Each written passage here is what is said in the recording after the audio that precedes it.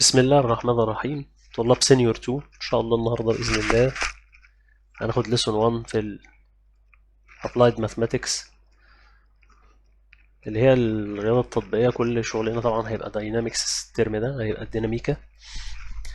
وليسون 1 عندك بعنوان ريكتيلينير موشن اللي هي الحركه المنتظمه. اول حاجه هناخد يعني ايه موشن اللي هي الحركه. هي عباره عن changing in a position of the body. هنا definition الراجل بيقول هنا changing in a position of the body، تغير موضع الجسم from a location to another location، من موقع لآخر أو من وضع آخر with respect to changing in a time، بالنسبة للزمن. يبقى هي عبارة عن إيه؟ changing، تغيير in a position of a body with respect to a time. اختصارا يعني تغير موضع الجسم بالنسبة للزمن. يعني أنا واقف هنا عند بوينت اسمها A واتحركت هنا عند بوينت اسمها B كده أهو، عدى عليك تايم مثلا 1 اور أو حاجة، والديستنس المسافة دي كانت 20 كيلومتر. فاللي تشينج التغير اللي حصل من هنا لهنا في خلال التايم، الوقت ده كده اسمه موشن، اسمه حركة. اتحركت انت from A to B، يبقى دي موشن. بعد كده نتكلم على التايبس اوف موشن، انواع الحركة، عشان الموشن الحركة ليها انواع متنوعة. اول نوع عندك في الموشن، يبقى الموشن كده عندي تو تايبس، نوعين هتكلم عنهم. اول حاجة اسمها displacing موشن اللي هي الحركة الانتقالية، اللي هي الحركة اللي انت الجسم بيتغير مكانه من مكان لمكان. يعني هنا عندي بوينت اسمها A وبوينت اسمها B وانا اتحركت from A to B كده، فدي اسمها displacing motion، حركة انتقالية. يبقى من ضمن الحركة الانتقالية دي عندك نوعين. أول حاجة اسمها straight motion، حركة مستقيمة، زي دي كده الحركة اللي احنا عملناها من شوية straight motion، أي from A to B اتحركت بشكل مستقيم من ال A ل B. زي كده مثلا لو انت عندك واقف في شباك كده ومسكت اي جسم ورميته، فهو هيتحرك بخط بشكل مستقيم، فدي كده اسمها ايه، طبعا مع اهمال ايه العوامل الاخرى زي الهواء والرياح واشباهه. فكده دي كده تبقى اسمها straight motion، حركة مستقيمة. يبقى displacing motion او الحركة الانتقالية اول نوع منها الستريت موشن اللي هي الحركة المستقيمة، الحركة بخط مستقيم، او حركة الرصاصة مثلا. لو انت معاك مدفع او مسدس وضربت منه رصاصة، فالحركة بتاعة الرصاصة بتاعتي تعتبر ستريت موشن، حركة مستقيمة. وبعد كده هناخد اللي هي الايه، الموشن in a curving line اللي هي الحركة في خط ايه، منحني. زي ما تكون واقف ماسك اي جسم كده وترميه فوق اهي الارض، فينزل ايه، ينزل تاني، او مدفع بتضرب بيه. يعني تمسك مدفع وتضرب بيه، فالقذيفة تنزل، تمشي كده وتنزل كده. اللي هي زي الايه، زي احنا قلنا ايه، البروجيكتلز اللي هي القذائف. يبقى حركة القذائف وحركة المقذوفات اللي هي الموشن، المثال عليها الموشن اوف بروجيكتلز اللي هي حركة المقذوفات.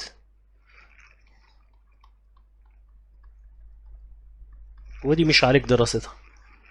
يعني مقذوف انا مثلا واقف هنا وده في مدفع انا بضرب بيه، فيتحرك كده وينزل كده، طبعا الكلام ده كله ايه، مش عليك. انت هتتكلم بس عن الديسبليسنج موشن اللي هي الحركة الانتقالية. وبرضه في نوع تاني من الحركة، طبعا تصنيف تاني. يعني احنا كده كل ده اتكلمنا عن displacing موشن اللي هي الحركة الانتقالية، اتكلمنا ان هي ايه، شعبتين، ستريت موشن او نوعين، اللي هي الحركة المستقيمة اللي هي الحركة في خط مستقيم اي from A to B زي كده. وعندي incurving، اللي هي الحركة بانحناء او يعني بشكل منحني زي الموشن اوف بروجيكتلز اللي هي حركة المقذوفات، ودي مش مقررة عليه. تاني نوع من الموشن هيبقى عندي، او من الحركة هيبقى عندك اللي هو السيركولار موشن اللي هي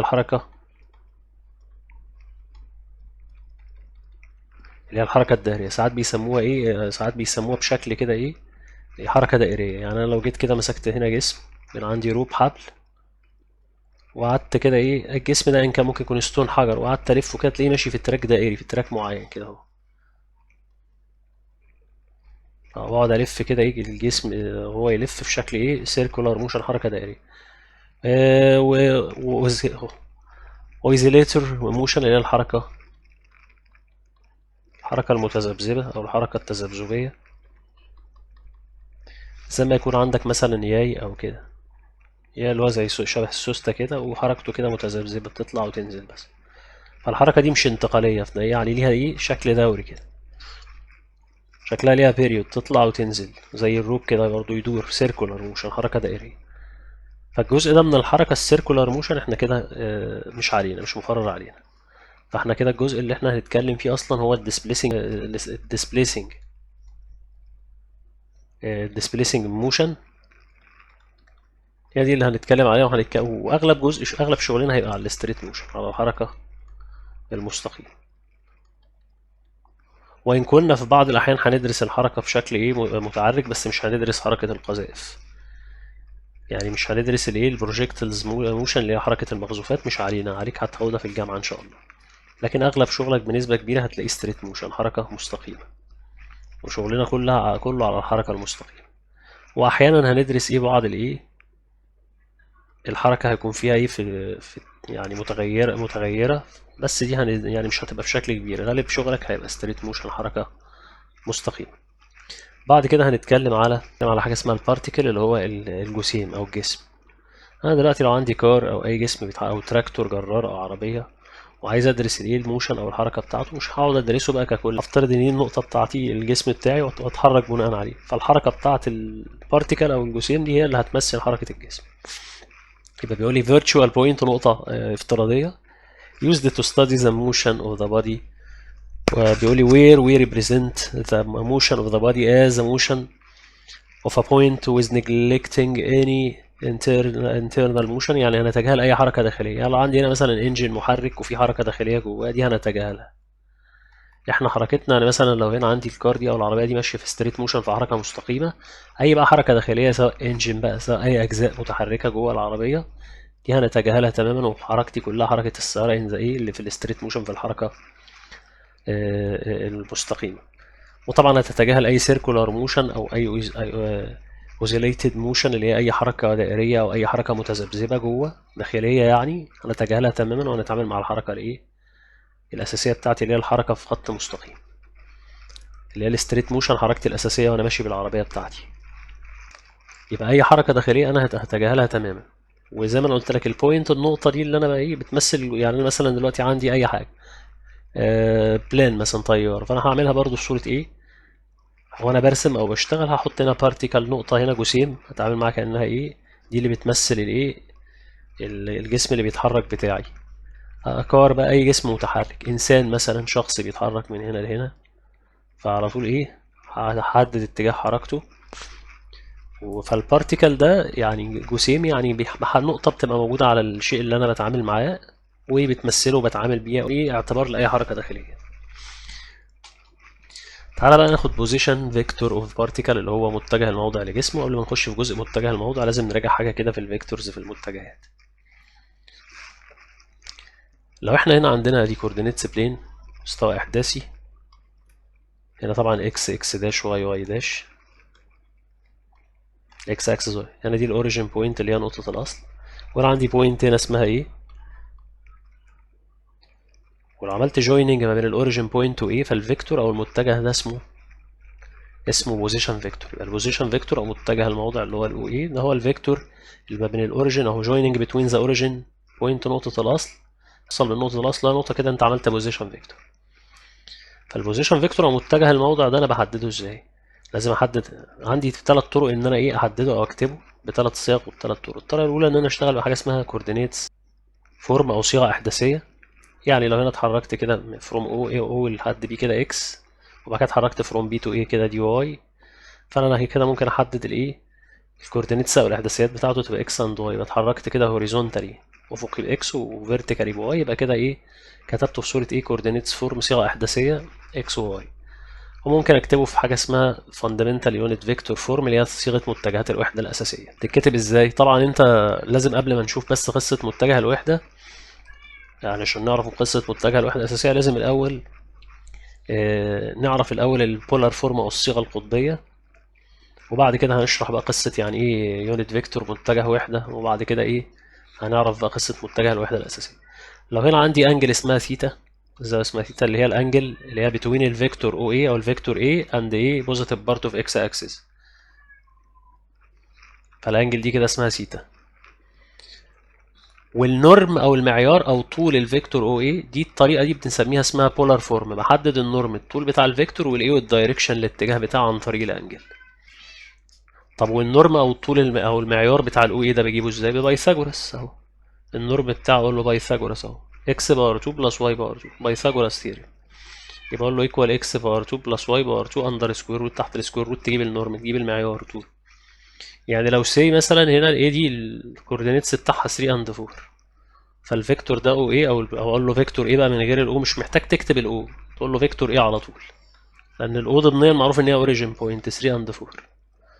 فاللي عايز اجيب النورم او المعيار بتاعه في هذه الحاله هقول له اللي هو ايه ايكوال او الفيكتور ايه على طول مش محتاج الاو، اقول له فيكتور ايه النورم بتاعه اللي هو المعيار بتاعه اقول له روت 3 باور 2 بلس 4 باور 2 يبقى اللينس بتاعه يبقى 5 لينس يونت 5 وحدات طول. ده كده النورم بتاعه اللي هو 5. ده لو هنا ب 3 وهنا 4 طبعا. فكده النورم بتاعه او المعيار بتاعه او الطول بتاعه 5. طب لو انا عايز اجيب الثيتا الانجل الزاويه، فاجيبها منين؟ ممكن اجيبها من اي تريجنومتريك ريشيو، اي نسبه مثلثيه من دول. ممكن تجيبه بالتان او الساين او الكوزاين الاوبزيت اوفر الادجيسنت 4 اوفر 3. فاقول له ان تان الثيتا ب 4 اوفر 3 وشيفت تان تعرف تجيب الثيتا يعني تقدر تجيب الدايركشن او الاتجاه بتاعه. فتدوس شيفت تان تجيب الايه تجيب الانجل ثيتا، يبقى ثيتا عندك موجوده. يبقى انت كده عرفت النورم المعيار وعرفت الايه الدايركشن الاتجاه. دي كده اسمها بولار فورم او الصيغه القطبيه. بعد كده ناخد بقى فاندمنتال يونت فيكتور فورم،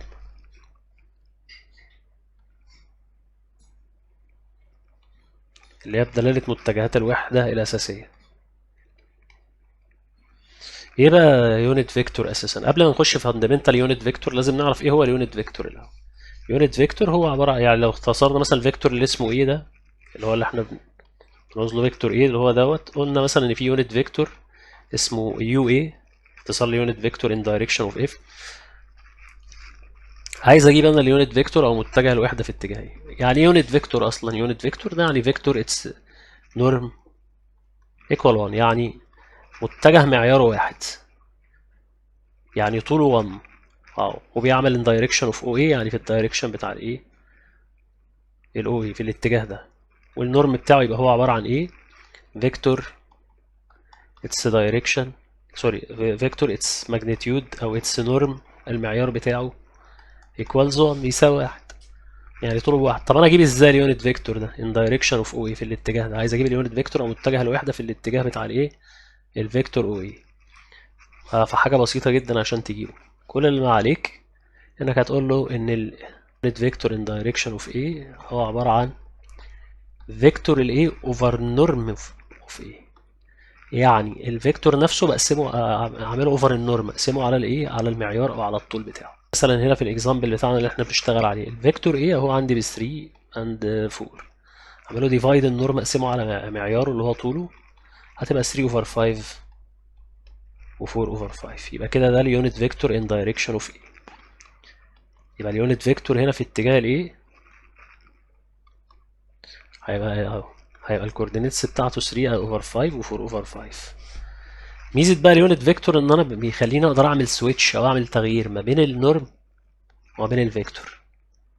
يعني لو عندك فيكتور، عندك نورم للفيكتور وعاوز تجيب الفيكتور نفسه وتعمله تايمز الايه اليونت فيكتور. يعني لو عايز اقول له كده الفيكتور ايه هقول له ايكوال، هتعمل دول تايمز، هتعمل النورم اوف ايه نورم اوف فيكتور ايه اللي هو طوله اضربه تايم اعمله تايمز ايه تايمز الايه اليو ايه، يعني اليونت فيكتور ان دايركشن اوف ايه متجه الوحده في اتجاه الايه. جرب كده النورم اوف ايه اللي هو طوله 5، طب اليونت فيكتور ان دايركشن اوف ايه هو 3 اوفر 5 و4 اوفر 5.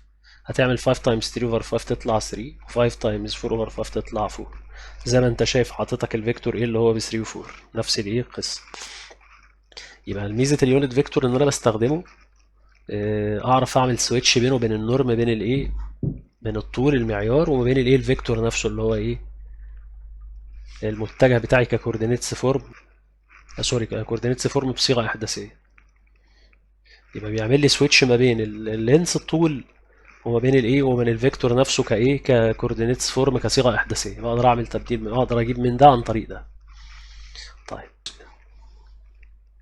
اللي هو تراينجل رول، قاعدة المثلث اللي احنا ايه بنعمل بيها اديشن للفيكتورز، جمع للمتجهات. لا انا عندي بوينت هنا اسمها ايه، وبوينت هنا اسمها بي، وبوينت هنا اسمها سي. ولو واحد مشي من فروم A to B، مشيت من A ل B وبعد كده فروم B to C، مش ده كأنك مشيت فروم A to C بالظبط كده، مفيش حاجة. اهي فروم A to B وبعد كده فروم B to C، يبقى كأني مشيت فروم A to C. يعني اقدر اقول له كده ان ال AB فيكتور بلس ال BC فيكتور هو هيديك نتيجة ال AC فيكتور. حركت من A ل B وبعد كده من B ل C، كأني مشيت من AC فيكتور. فده كده ده تراينجل رول اللي هي قاعدة المثلث، خلي بالك منها واحتفظ بيها علشان هنحتاجها في شغلنا. نرجع تاني للجزء بقى الفاندمنتال يونت فيكتور اللي هي دالة متجهات الوحدة الأساسية، أو ساعات يقولها بيزك يونت فيكتور.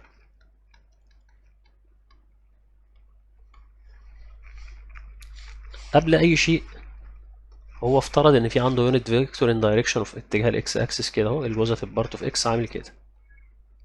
يونت فيكتور يعني اللينس بتاعه والماجنتيود بتاعه النورم بتاعه ب1، 1 لينس يونت، طوله وحدة طول واحد.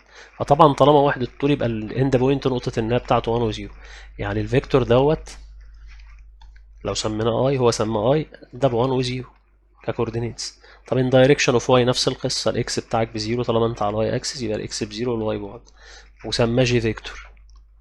طبعا ده يونت فيكتور يعني النورم بتاعه ب1، يعني 0 باور 2 بلس 1 باور 2 تحت السكوير روت هيطلع ب1 النورم بتاعه طوله. فكده يونت فيكتور يعني طوله ب1، يعني لو ضربته في اي حاجه تفضل زي ما هي بقيمتها. يعني هنا لو انا عايز اكتب هنا مثلا فيكتور عندي هنا اسمه ار فيكتور، وهنا اتحركت هنا اكس، اللينس المسافه اللي اتحركتها كده اكس وكده واي. فانا ممكن اكتبها ان ايه، ان بيزك يونت فيكتور، او اكتبه الفاندمنتال يونت فيكتور اللي هي دالة متجهات الوحدة الأساسية. هقول له اكس اي بلس واي جي، يعني اكس في اتجاه اللي هو اليونت فيكتور ده اللي هو في اتجاه البوزيتيف بارت اوف اكس اكسس، وكذلك الواي بتاعه in direction of y axis او في اتجاه اليونت فيكتور اللي هو في اتجاه الايه البوزيتيف بارت اوف واي. فدي كده اسمها فاندمنتال يونت فيكتور اللي هو دالة متجهات الوحدة الأساسية. فانا ممكن اكتبه كده بكذا شيء. يبقى اول حاجه اكتبه كارتيجن فورم، صيغه احداثيه، واقول له اكس وواي. طب بعد كده بولار فورم، يعني صيغه قطبيه. هحط هنا النورم بتاعه، النورم سي ار مثلا، النورم بتاعه المعيار بتاعه، وهجيب سيتا اللي هي الانجل الزاويه اللي بيميل بيها. طب عايز احطه فاندمنتال يونت فيكتور بدلاله متجهات الوحده الاساسيه، هقول له كده اهو الاكس، ولا هستخدم الكوردينيتس بتاعته، اقول له اكس اي فيكتور بلس واي جي فيكتور. بس كده، دي كل الصيغ اللي بتعامل معاها. هي دي كارتيجن فورم صيغة إحداثية، ودي اسمها بولار فورم قطبية، ودي اسمها فاندمنتال يونت فيكتور فورم اللي هي صيغة دلالة متجهات الوحدة الأساسية. لما رجوعنا بقى نتكلم بقى على الجزء النهار كل ده، احنا بس كده ايه بنعمل ريفيجن على شغل أولى ثانوي، بنسخن بيه عشان نفهم الايه الدنيا هتمشي ازاي معانا. نتكلم بقى على جزء البوزيشن فيكتور أو متجه الموضع.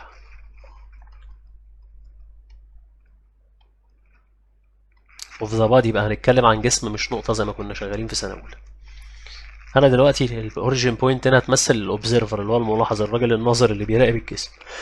ده الجسم اللي انا براقبه اللي اسمه ايه اهو، عينيا اهي بتراقبه ايه اهو. الفيكتور بتاعي هو ايه، او اللي هو الايه فيكتور اللي هو البوزيشن فيكتور متجه الموضع ده بالنسبه لي يعتبر كشعاع الرأي اللي انا ببص له. فبيقول لي اذا body، يقول لي كده position vector of a body is a vector which initial point نقطته البدائيه coincides the position of the observer، يعني بتطابق موضع الناظر، نقطته البدائيه عند موضع الناظر اللي هو الراجل اللي بيراقب. بيقول لي عند its end point ونقطه النهايه بتاعته coincides the position of body simultaneity، يعني ونقطة نهايته بتطابق موقع الجسم الايه في نفس الوقت. فكده الفيكتور بتاعي فيكتور ايه دوت كده، انا لو سميته بوزيشن فيكتور متجه موضع الايه الجسم الايه الجسيم اللي موجود عندي ايه. وطبعا هنا كاتبه بدلاله الفاندمنتال يونت فيكتور، فانا هقدر اقول له كده هشوف الاكس بتاعته كام والواي بتاعته كام واكتبه، هقول له اكس اي بلس واي جي. كده كتبته ان ذا تيرم اوف فاندمنتال يونت فيكتور. طبعا انا بحب اكتبه بالايه بالالجبريك فوق بالكوردينيتس فورم او الكارتيجن فورم الصيغه الاحداثيه. هقول له اكس اند واي على طول، وبشتغل هنا على طول احداثي. الصيغه اللي هي فاندمنتال يونت فيكتور دي ما بكتبهاش غير لما يفرضها عليا، يجيبها لي تشوز، يجيبها لي يفرضها عليا في سؤال كده هشتغل بيها غصب عني. انما غالبا احنا بنشتغل بكوردينيتس فورم اللي هي الصيغه الاحداثيه او الصيغه الايه الكارتيزية. نبدأ بقى ناخد حاجة اسمها displacement اللي هي الإزاحة و distance. الفرق بين الديسبليسمنت الإزاحة والديستانس اللي هي المسافة. ايه الديسبليسمنت دي؟ displacement دي اسمها الإزاحة، ودي على فكرة دي فيكتور كوانتيتي، دي كمية متجهة. هي عبارة بيقول لي فيكتور يعني هي متجهة، يعني دي كده فيكتور كوانتيتي represented by بيتمثل بيه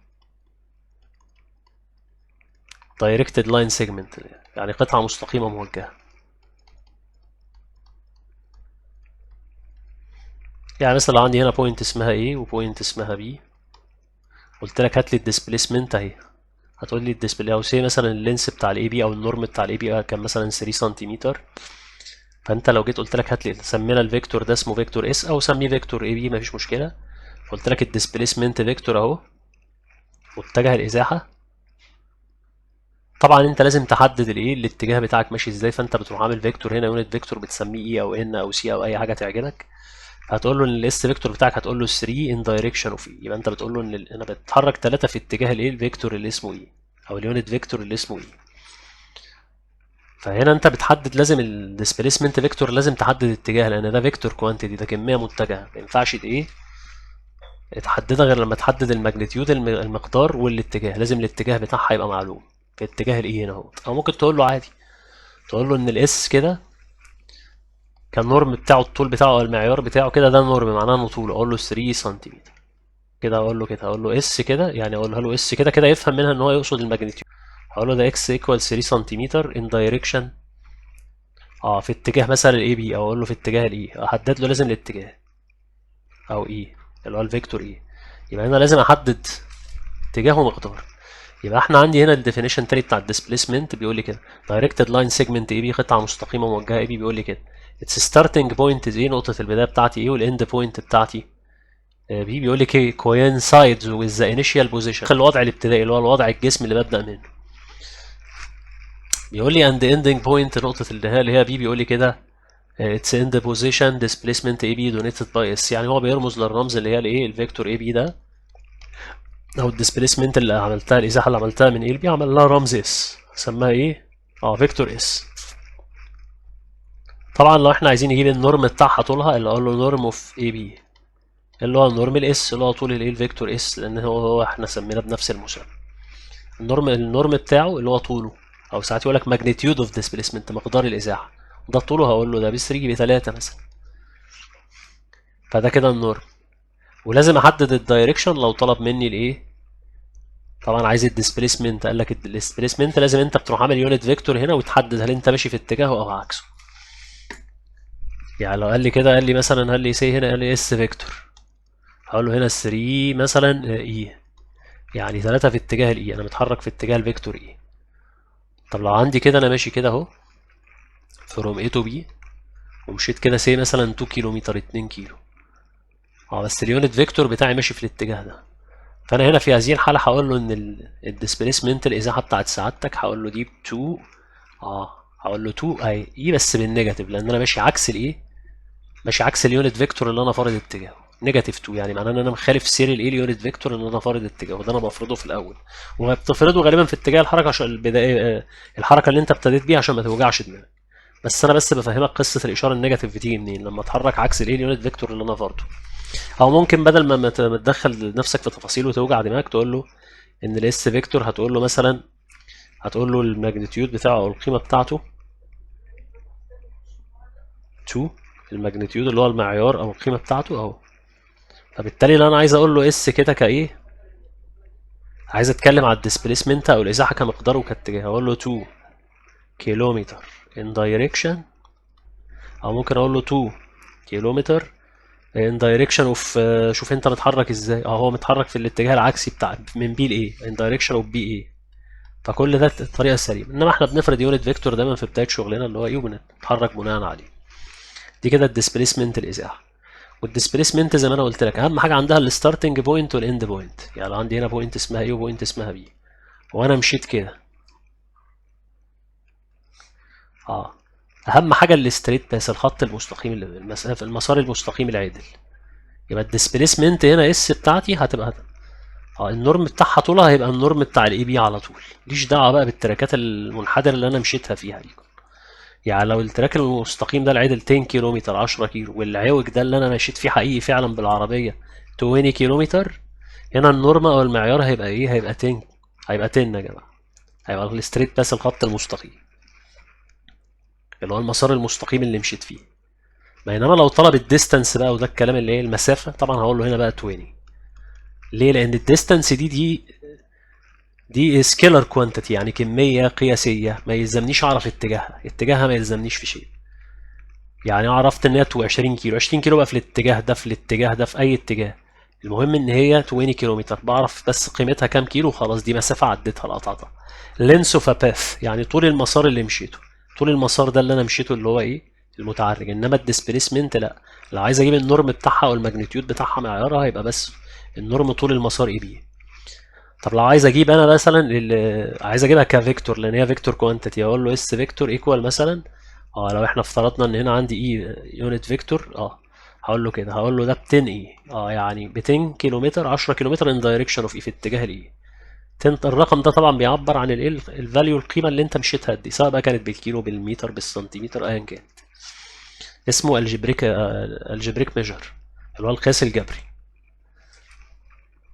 يبقى اقول له 10 اي كده معناه ان انا 10 كيلومتر ان دايركشن اوف اي. فانا ممكن افسر النتيجه دي، اقول له اس ايكوال 10 كيلومتر، اقول له ان دايركشن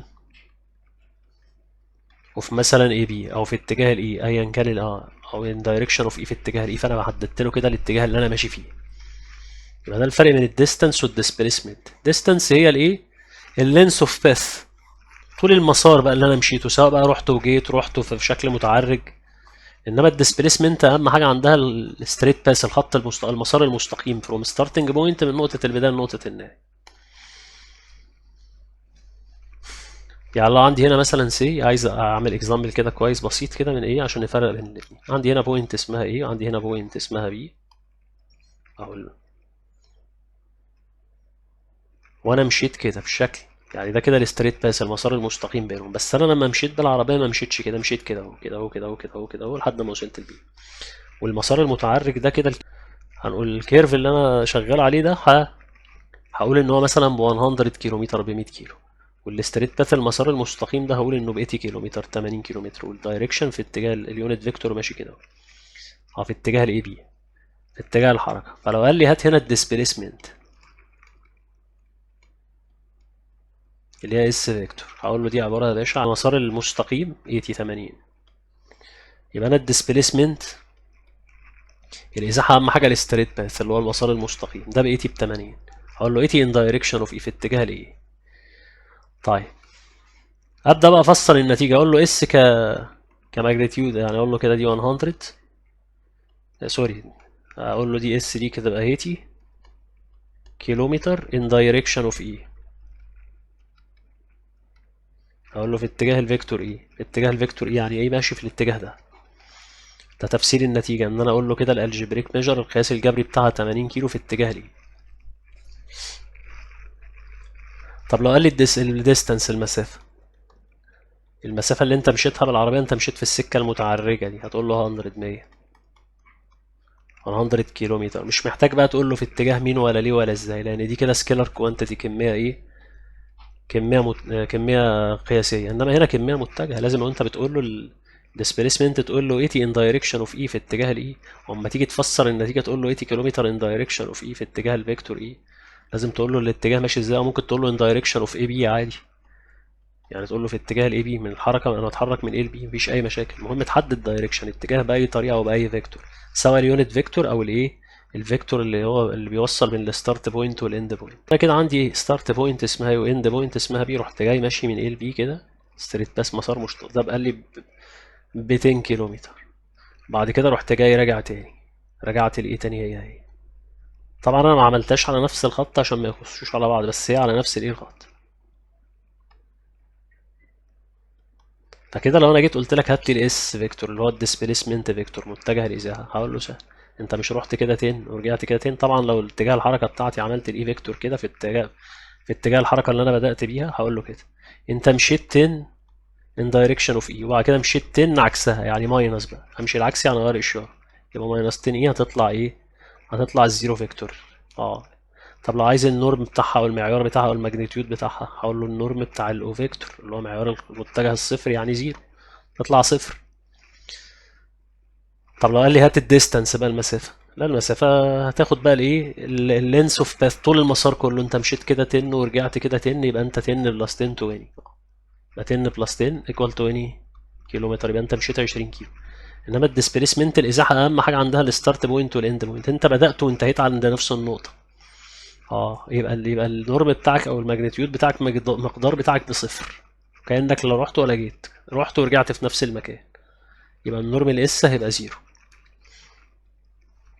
ولذلك زي ما انت شفت في الامثله اللي احنا خدناها ان الايه، ان دايما الديستانس بنسبه كبيره، يعني لو عندي هنا الديستانس ايه علاقتها بالايه، بالنورم او الماجنتيود،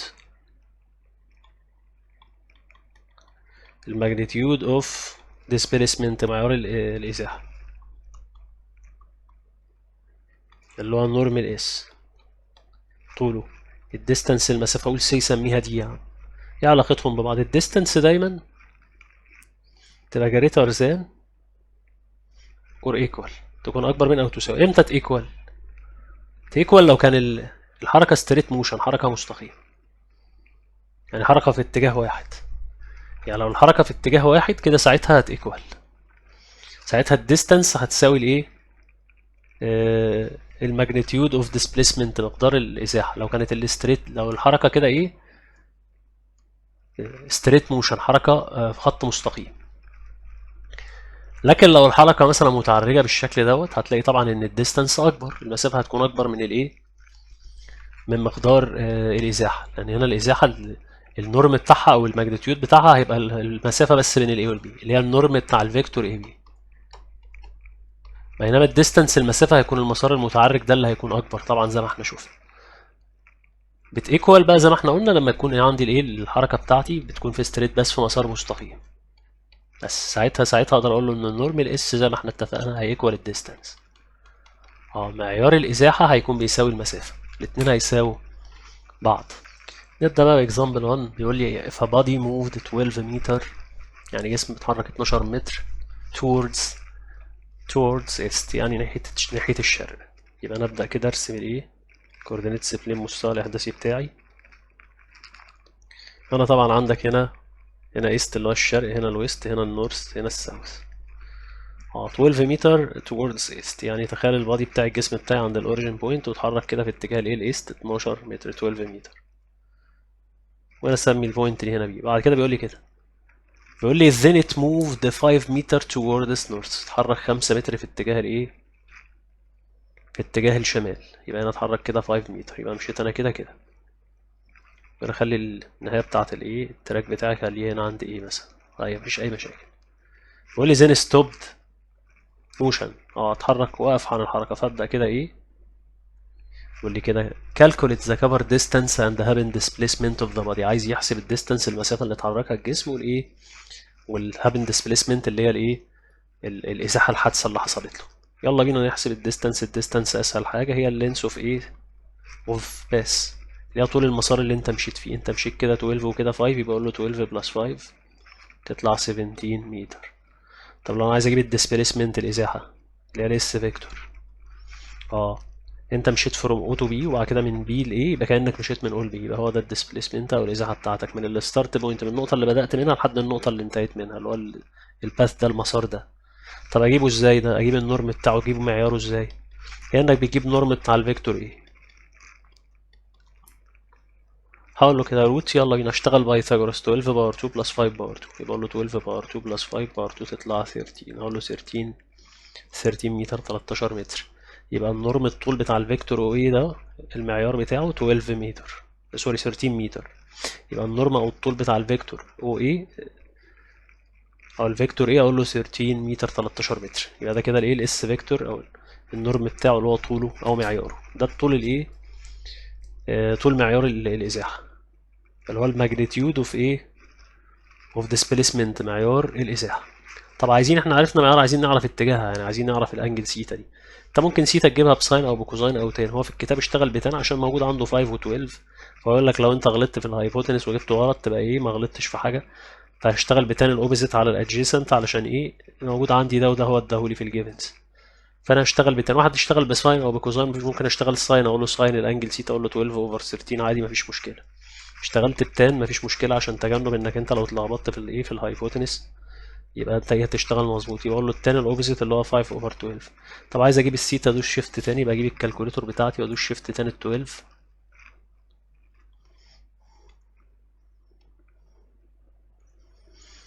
يبقى ادوس شيفت تان سوري شيفت تان ال 5 اوفر 12 وادوس ايكوال تطلع لي الانجل. ادوس كومات طلعت لي الانجل 22 و 37 22 مينت سوري 22 ديجري و 37 مينت و 11 سكند. يبقى دي الانجل بتاعتك ثيتا. يبقى الثيتا اقول له كده 22 ديجري و 37 مينت و 11 سكند و 11 ثانية. يبقى ده الدايركشن الاتجاه الانجل بتاعتي اللي انا عاملها مع البوزيتيف بارت اوف اكس اكسس. يبقى ساعتها اقدر اقول له كده، اقول له الديسبيسمنت الازاحة، اقول له اس ايكوال، اقول له كده اقول له ايكوال 13 متر اهو، اقول له كده and make an angle of measure القياس بتاعها. اقول له بقى القياس بتاعه، اقول له 22 degree و 37 minute و 11 second، اقول له with a positive part of x axis with positive part of x. يبقى بتعمل الزاوية دي مع الايه، مع الاتجاه الموجب لاكس. كده انا جبت ايه النورم بتاعها، طولها طول معيار الازاحة اللينس اوف او النورم اوف ايه، او الماجنتيود اوف displacement فيكتور معيار متجه الازاحة، وجبت كمان الدايركشن الاتجاه بتاعه، ده المطلوب. هنا بقى عايزين relation between position vector and displacement، اللي هي العلاقة ما بين متجه الموضع و الإزاحة. يلا بينا. لو أنا هنا عملت كده coordinate plane أو مستوى إحداثي، هنا x هنا x داش، وهنا y وهنا y داش، وهنا الأوبزيرفر أهو المراقب أهو، وهنا البادي بتاع الجسم بتاعي عند البوينت A. فالفيكتور بتاع عينيا اللي ما بين عينيا كملاحظ أو كمراقب والبادي الجسم هو الفيكتور اللي هو الفيكتور A. بعد كده اتحركت انا كجسم مثلا كبادي اي فروم A to B، اتحركت من A ل B كده اهو. فده كده الفيكتور AB ده بنسميه اس فيكتور. انا وانا براقب الجسم عينيا كده من O اتحرك براقبه كده بالشكل ده. يبقى الفيكتور بتاع المراقبة بتاع الاند بوينت بتاع الفيكتور AB، نقطة النهاية في الفيكتور AB او اللي هو الاو بي فيكتور. فانا عايز اعرف الاس فيكتور ده اجيبه ازاي. طبعا هشتغل بتراينجل رول بقاعدة المثلث، اللي هي لو انا مشيت كده فروم O to B O ل A، وبعد كده مشيت من A ل B كأني مشيت كده من O ل B، يبقى انا نعمل كده نشتغل بالاديشن رول. اقول له كده او اي فيكتور، اللي هو ممكن تقوله اي فيكتور على طول، بلس اي بي فيكتور تديك بي فيكتور اهي. يبقى انا مشيت كده وبعد كده كده كأني مشيت كده على طول من او ل بي، اللي هي اللي هو البي فيكتور. هتودي ده بالماينس. طبعا الكلام ده يعني تسهيلا للمعلومة، بس المفروض انك تعمل ايه، تضيف الفيكتور النيجاتيف هنا وهنا، يعني احط نيجاتيف ايه هنا وهناك عشان اكنسل ده مع ده. ده اللي يعني التعبير الادق. يبقى الاي بي هقول له عباره هتودي ده بالماينس هيبقى بي ماينس ايه. وده طبعا الرول اللي احنا خدناه السنه اللي فاتت، كان لما يقول لك عايز تجيب الفيكتور اي بي هتجيب البي ماينس الاي الثانيه ناقص الاولانيه، كنت بتبصمجها انت حافظها وخلاص، لكن هنا ده الايه البروف او الاثبات بتاعها. طب لو سمينا الفيكتور ايه ده سميناه ار نوت. ار نوت ده يعني ايه، يعني الفيكتور البوزيشن فيكتور بتاعي ستارت بوينت عند نقطه البدايه، وسمينا ده ار اللي هو الايه البوزيشن فيكتور عند الايه النهايه اللي انا وقفت عندها اللي هي بي. فكده انا ممكن استبدل البي اقول له ده ار فيكتور، وهستبدل الايه ده اقول له ار نوت يعني عند البدايه عند التايم لما كان بزيرو، لان دايما بيجي لك الايه الار فيكتور ده بيجي لك ان ايه ان ذا تيرم اوف تي بدلاله الزمن، يعني بيجي لي بدلاله الايه الزمن. الاي بي ده هستبدله طبعا سميته فيكتور اس. يبقى دي القاعده الاولى اللي احنا بنشتغل بيها، الاس ايكوال ار ماينس ار نوت. لو عايز اجيب الاس فيكتور اللي هو متجه الازاحه من ال بي اهو، هقول له ار اللي هو الفيكتور ده اللي هو او بي ماينس ار نوت اللي هو الفيكتور او اي، هو عند بدايه حركه الايه الجسم اللي هو جسم قبل ما يتحرك. وسميناها ار نوت لان التايم اللي وقتها بيبقى زيرو، الوقت بيبقى صفر في هذه الحاله. ودايما بيجيب لك الفيكتور دوت ار ده بيجيبه لك ان ذا تيرم اوف تي، يجيبه لك بدلاله الزمن.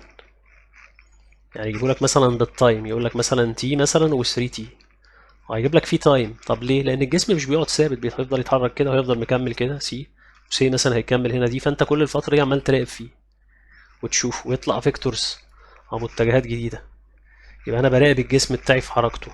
فعشان كده ان ذا تيرم اوف تايم الوقت بيتغير كل شويه، وقت بيزيد من ساعه ما ابتديت حركه لحد ايه اند سو اون، وهكذا استمرارا. فعشان كده بيجيب دايما الار ان ذا تيرم اوف تي، بيجيبه بدلاله الزمن. متجهات الموضع دايما بوزيشن فيكتور اللي هي ار، مثلا سي ده ار1 وده ار2 وده ار3 ايا كان، بيجيبه ان ذا تيرم اوف تايم، بيجيبه بدلاله الزمن عشان الزمن بيعدي. طول ما انا براقب الجسم، الجسم بيتحرك بشكل معين، فكده التايم بيعدي، فعشان كده بيجيبوا ان ذا تيرم اوف تي بدلاله الزمن، لانه موضوعه او موقعه بيتغير من ايه، من فتره لاخرى. عايزين نجيب الاي بي كماجنتيود، يعني نجيبه كمقدار، كمعيار، كطول. اهو ادي الاو اي اهو، اللي هو الفيكتور ايه البوزيشن فيكتور، وادي الاو بي. عايز اجيب الاي بي كنورم، عايز اجيب النورم بتاع الاي بي. فطبعا دي سهله، تشتغل برول اوف ديستانس، قانون الايه، قانون البعد اللي انت ايه كنت حافظه من، لو دي البوينت بتاعتها اكس 1 وواي 1، والبوينت بي دي اكس 2 وواي 2، هتجيب الايه، هتشتغل بالرول اوف ايه ديستانس، قانون البعد. هتقول له روت اكس 2 ماينس اكس 1 باور 2 بلس واي 2 ماينس واي 1 باور 2. هتشتغل برول اوف ديستانس او قانون البعد، هتجيب ساعتها الايه الماجنتيود اوف ديسبيسمنت، هتجيب معيار الازاحه. وطبعا زي ما احنا خدنا في اليونت فيكتور، ان انا لو عندي هنا فيكتور اسمه ايه اوفر النورمال ايه، هيجيب لي اليونت الفيكتور او متجه الوحده اللي في اتجاه الايه. فبالتالي لو انا عايز اجيب الفيكتور ايه تاني، هقول له ده عباره عن ايه، همسك النورم بتاع الايه، هعمله تايمز الايه الفيكتور اليونت فيكتور ان دايركشن اوف ايه، متجه الوحده في اتجاه ايه، اعمل دول تايمز نجيب ده. هو ده اللي هيحصل هنا. ده طبعا الاي بي ده اللي بنسميه فيكتور اس. فلو انت عايز تجيب الفيكتور اس، هتضرب النورم بتاعه اللي هو المعيار بتاعه اللي هو طوله، تضربه في يونت فيكتور في متجه وحده في اتجاهه، ساعتها اقدر اجيب الايه الاس. يعني لو سي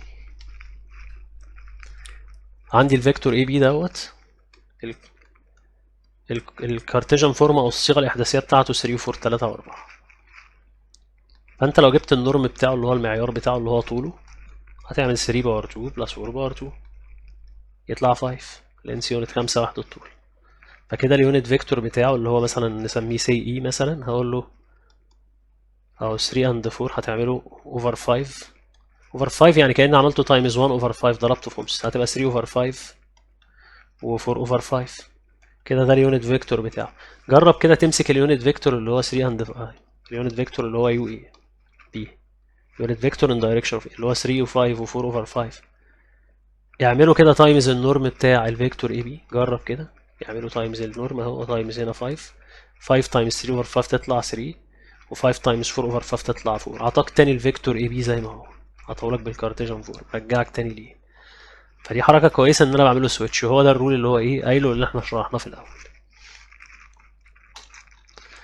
نبدا نحل اكزامبل كده. بيقول لي a body moves such that، جسم بيتحرك بحيث ان البوزيشن فيكتور r given as a function in t. احنا قلنا دايما البوزيشن فيكتور او متجهات الموضع كلها ايا كان شكلها بيديها لي ان ذا تيرم اوف تي، بيديها لي بدلاله الزمن، عشان طبعا البادي الجسم بتاعي بيفضل يتحرك.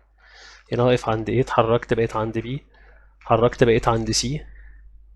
فكل ده وانا عمال براقب هنا بالاوبزرفر، انا الملاحظ هنا، بشوف هنا الحركه بتاعه الجسم بتاعي ماشي كده وبعد كده ماشي كده، هو بيتغير حسب الزمن. فكده بيجيب لك دايما البوزيشن فيكتور او متجه الوضع، متجه الموضع، بيجيبوا لك ان ذا تيرم اوف ايه، ان ذا تيرم اوف تي بدلاله الزمن اللي هو التايم. يقول لي كده، يقول لي انت ترم اوف تي، بيقول لي كده ذا تو بيزك يونت فيكتورز بدلاله متجهات الوحده الاساسيه، الريليشن اهي جايبها لي اي ايكوال اهي تي بلس 2 اي و 3 تي ماينس 2 جي، جايبها لك ان ذا ترم اوف ايه فاندامنتال يونت فيكتور. فانت يفضل تكتبها بالايه، بالكوردينيتس فورم بصيغه احداثيه. هتاخد الاكس بروجيكشن اللي هو تي بلس 2، والواي بروجيكشن بتاعك هو هيبقى 3 تي ماينس 2. كده انا جبت الار فيكتور كده ايه بكارتيجن فورم بصيغه احداثيه عشان ما اوجعش دماغي مع الاي والجي. فهو عايز الديسبيسمنت اس زي ما احنا استنتجناه من شويه اللي هو ار ماينس ار نوت. ار اللي هي ايه، البوزيشن فيكتور بتاعي، ار نوت اللي هو البوزيشن فيكتور بتاعي في الانيشيال، في البدايه خالص، لما قبل ما اتحرك. هنا عندي مثلا سيل بوينت A وهنا البوينت B، فانا اتحركت فروم A to B، فلو قلنا ان دوت الار نوت يعني عند بداية لسه ما اتحركتش، عند سكوني لسه واقف، او عند بداية حركتي لسه ببدأ اتحرك، ده ار نوت. وده ار الفيكتور بتاعي بعد لما اتحركت وصلت عند البي. فاحنا اشتغلنا بالرول اوف ترينجل، قاعدة المثلث، قلنا ار نوت مشيت كده كده ومشيت كده كده بلس الاي بي هيديني الفيكتور ايه يا رجاله؟ هيديني الفيكتور كده. لو مشيت كده من هنا من او لاي وبعد كده من او لبي كانك مشيت من او لبي. دي البدايه ودي النهايه. يبقى او ايه اهي، او ايه اللي هو الايه اللي احنا سميناه ار نوت بلس اي بي، هيديك الفيكتور ده اللي هو ايه؟ الفيكتور ار. ودي ده بالماينس هيبقى الفيكتور اي بي اللي احنا سميناه اس فيكتور، هيبقى اهو ار ماينس ار نوت. وده اللي احنا بنعمله. يعني ايه ار نوت؟ يعني ار لما الزمن يبقى بزيرو. شاف ار كانوا بيقول ار زيرو يعني عند الزمن التايم بزيرو. فانت هتكتب الار بتاعك اللي هو ايه الكوردينيتس بتاعه الاحداثيات بتاعته t بلس 2 و 3t ماينس 2 تعمله ماينس الار نوت يعني عند الزمن التايم يبقى بزيرو. طب عند التايم بزيرو هتعمل سبستيتيوتنج تعوض هنا اهوت عند التي بزيرو هتبقى 0 بلس 2 يعني هنا هتبقى 2. حط هنا التي بزيرو او التايم بزيرو هتبقى 3 تايمز 0 بزيرو ماينس 2 تبقى نيجاتيف 2. هماينس دول من بعض. تي بلس 2 لما ماينس منها 2 تبقى تي بس. طب 3t ماينس 2 ماينس نيجاتيف 2 يعني بلس 2 يعني كده هتبقى 3t ماينس 2 ماينس 2 يعني بلس 2 هتتكنسل دي مع دي هتبقى 3t. فدي كده انا جبتها ايه بكوردينيت فورم في صيغه احداثيه او كارتيجن فورم صيغه احداثيه. فانا ممكن اكتبها كده اقول له اس ايكوال ممكن اكتبها ان ذا تيرم اوف فاندمنتال يونت فيكتور اقول له تي اي بلس 3 تي جي. كتبتها ايه؟ بالفاندمنتال يونت فيكتور بدلاله متجهات الوحده الاساسيه او بيزك يونت فيكتور زي ما هو بيسميه. ده كده الاس ايه الديسبيسمنت متجه الازاحه. اللي بعده بيقول لي عايزك تجيب لي النورم اوف ديسبيسمنت تيل ذا مومنت تي ايكوال 4 سكند. يعني بيقول لي بعد مرور 4 ثواني عايزك تجيب لي النورم او المعيار او الطول بتاع الايه متجه الازاحه ده اللي هو اس. نورم اهو اقول له كده نورم الاس طول. يلا بينا. المفروض ده باور 2 بلس ده باور 2. طب هو بيقول لي التي ايكوال 4 فراح اعمل سبستيتيوتنج اقعد هنا عند تي 4. يبقى انا اكتب الاس فيكتور كده بعد لما التي 4 اقول له ممكن اسميه اس 4. اس 4 يعني الاس لما التايم يبقى 4. هقول له ده عباره عن اهو 3t يعني هنا عندك زي ما انت شايف تي اي تي عندك هتعمل سبستيتيوتنج تعوض عنها ب 4 يبقى اقول له 4 3 تي جي يعني 3 تايمز 4. 3 تايمز 4 يبقى 12 يبقى ده 4 و12 4 و12. جبته كده برضو ايه بالكارتيجن فورم بالصيغه الايه الاحداثيه. يبقى ده اس 4 اس لما يعدي 4 سكند لما يعدي 4 ثواني. تقدر تجيب النورم بتاعه بقى المعيار بتاعه اهو اجيب النورم بتاعه او الماجنتيود بتاعه. يلا بينا هقول له كده 4 باور 2 بلس 12 باور 2 تحت السكوير روت. هتطلع لو حسبتها 4 باور 2 دي 16 و12 باور 2 144 تحت السكوير روت. تطلع روت ال 160 اللي هي تطلع نعملها 16 تايمز 10 تطلع 4 روت 10. وطبعا تقول له لينس يونت وحدة طول لأن ده متجه إذاعة ليه طول. لينس اوف اي بي ده طوله ليه طوله من البداية للنهاية هيطلع 4 روت 10 لينس يونت. كده جبنا النورم اوف ديسبيسمنت طول متجه الإزاحة أو معيار متجه الإزاحة لما التايم الوقت كان 4 ثواني. طيب شوف المطلوب التاني كده طالب ايه. بيقول لي عاوزك تجيب لي نورم اوف ديسبيسمنت عايز متجه الإزاحة لما في التو مومنت في اللحظتين لما التايم كان 2 ولما التايم كان 4. يعني سي مثلا انا هنا عندي اهو الاوبزرفر الملاحظ البوينت هنا دي بدأت منها اتحركت كده بعد 2 سكند بعد ثانيتين هنا بوينت اسمها بي وبعد كده اتحركت تاني هنا عند بوينت اسمها سي بعد برضو 2 سكند ثانيتين تاني كده وكده. فهو عايز بقى الايه بالبلدي كده عايز يجيب طوله. يعني بعد ثانية لما التي تايم عدى كان 2 لحد التايم ما كان 4 من بداية الحركة. يعني بدأت الحركة هنا وقطعت ثانيتين 2 سكند ثانيتين وكمان 2 سكند يبقى كده 4 سكند. يعني عايز لما التي يبقى ب 2 التي 4 ممكن انا استخدم الايه استخدم الاس فيكتور او اللي هو الديسبيسمنت فيكتور متجه الازاحه واشتغل منه. هجيب حاجه اسمها R2 او S2 اقول له R2. R2 يعني البوزيشن فيكتور لما التايم كان ب 2. طيب يلا بينا. التايم ب 2 هعمل سبستيتيوتنج هعمل تعويض ب 2. طب تعمل السبستيتيوتنج التعويض ب 2 فين هنا اهو في الار فيكتور اهو تحط 2 هتبقى 2 بلس 2 هتبقى كده 4. هاتها على طول كوردينيتس و 3 تايمز 2 ب 6، 6 ماينس 2 ب 4، يبقى ده 4 4 R2. طب ما تجيب R4، هات الفيكتور بعد الفيكتور البوزيشن فيكتور بعد 4 ثواني، هتعمل سبستيتيوتنج تعوض هنا في 4، هتبقى 4 بلس 2 يبقى كده ايه 6، يبقى هنا دي 6، وبعد كده 3 تايمز 4 ب 12، 12 ماينس 2 ايكوال 10. طيب الاس فيكتور بقى يتجاب ازاي؟ هقول له ده عباره عن R4 ماينس R2، يعني البوزيشن فيكتور بعد 4 سكند بعد 4 ثواني ماينس البوزيشن فيكتور بعد ثانيتين.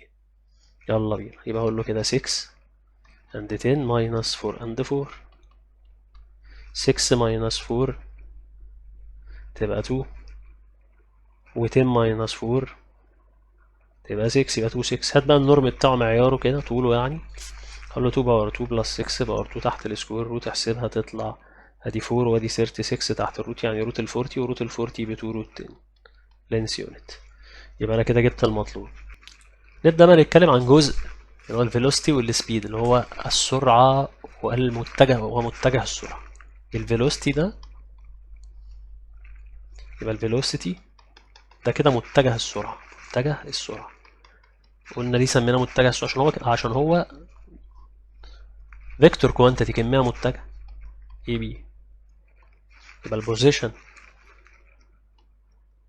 A والبوزيشن B، عملت فيكتور كده اسمه فيكتور اي بي، دي دايركتد لاين سيجمنت او قطعة مستقيمة موجهة.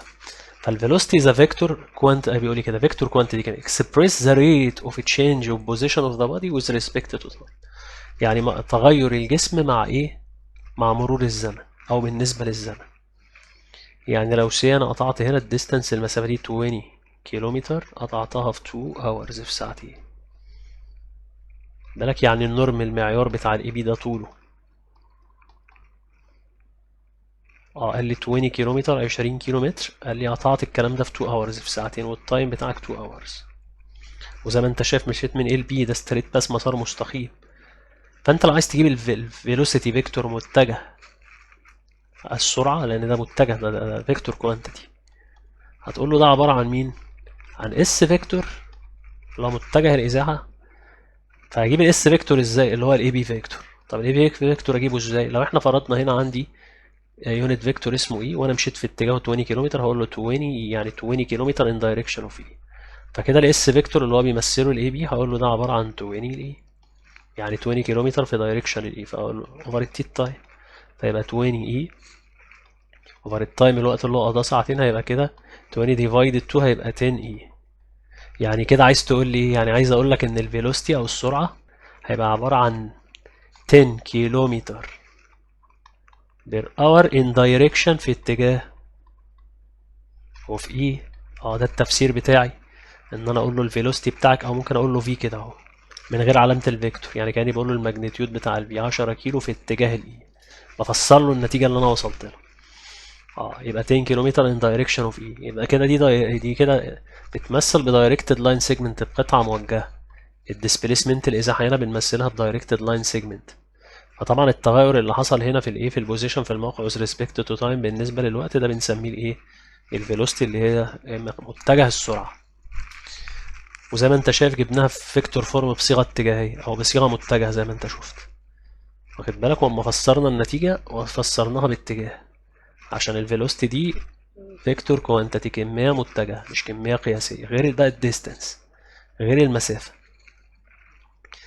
غير المسافة وغير السرعة، لأن السرعة عندك السبيد غير الفيلوسيتي. في ناس فاكرة السبيد والفيلوسيتي حاجة واحدة. السبيد دي سكيلر كوانتيتي، السرعة دي كمية ايه؟ كمية قياسية، يعني لازم أعرف بس قيمتها كام، ما يهمنيش اتجاه. يعني أنا مثلا هنا مثلا عندي بوينت اسمها ايه، وهنا عندي بوينت اسمها بي، مشيت كده كده كده كده كده كده كده وصلت لبي. الديستانس المسافة اللي قطعتها ايا كانت مثلا ايه 300 كيلومتر، خدتها في قد ايه؟ مثلا في 4 hours، في 4 ساعات. وهنا مثلا لو عملت فيكتور اي بي ده الستريت بس المسار المستقيم ده قال لي ده 210 كيلومتر 210 كيلو. المسار الحقيقي الفعلي اللي انت مشيت فيه هو الكيرف المنحنى ده اللي انت مشيت فيه 300 كيلو. انما الديسبيسمنت فيكتور متجه الازاحه بيهتم بالبدايه والنهايه، انت بدات عند ايه وانتهيت عند بي. فلو قال لي هنا مثلا، قال لي انا عاوزك تجيب لي الاس فيكتور متجه الازاحه، طب انت بتفرض اليونت فيكتور بتاعك اتجاه الاي في اتجاه الحركه، فتقول له ده كده 210 ان دايركشن اوف اي، 210 في اتجاه الاي. طب لو قال لي هات النورم بتاعها، معيارها، معيار الاس، معيار الازاحه، هقول له 210 معيارها يعني القيمه المطلقه دي. يبقى القيمه المطلقه، القيمه دي بكام، طولها يعني كام، اقول له 210 200.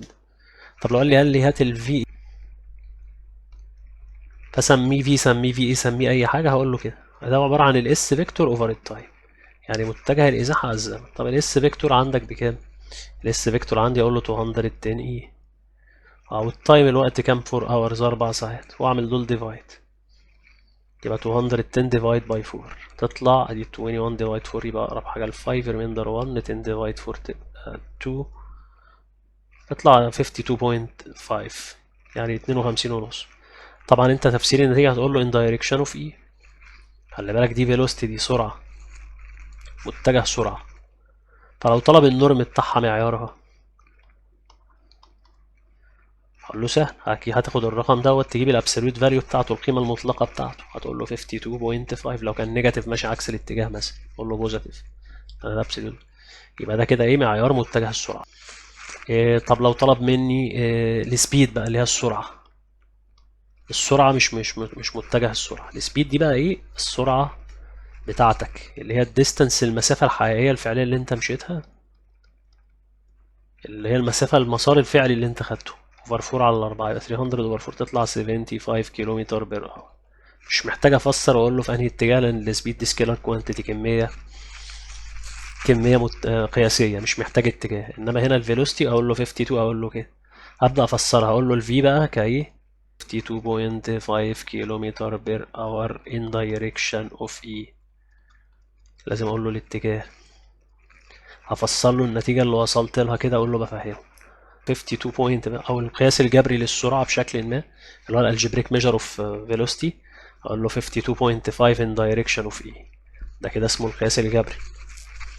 النورم بتاعها اقول له 52.5، النورم معيار يعني عايز قيمتها مطلقه، ما يفرقش معاه الاتجاه بتاعها، معيارها هي 52.5.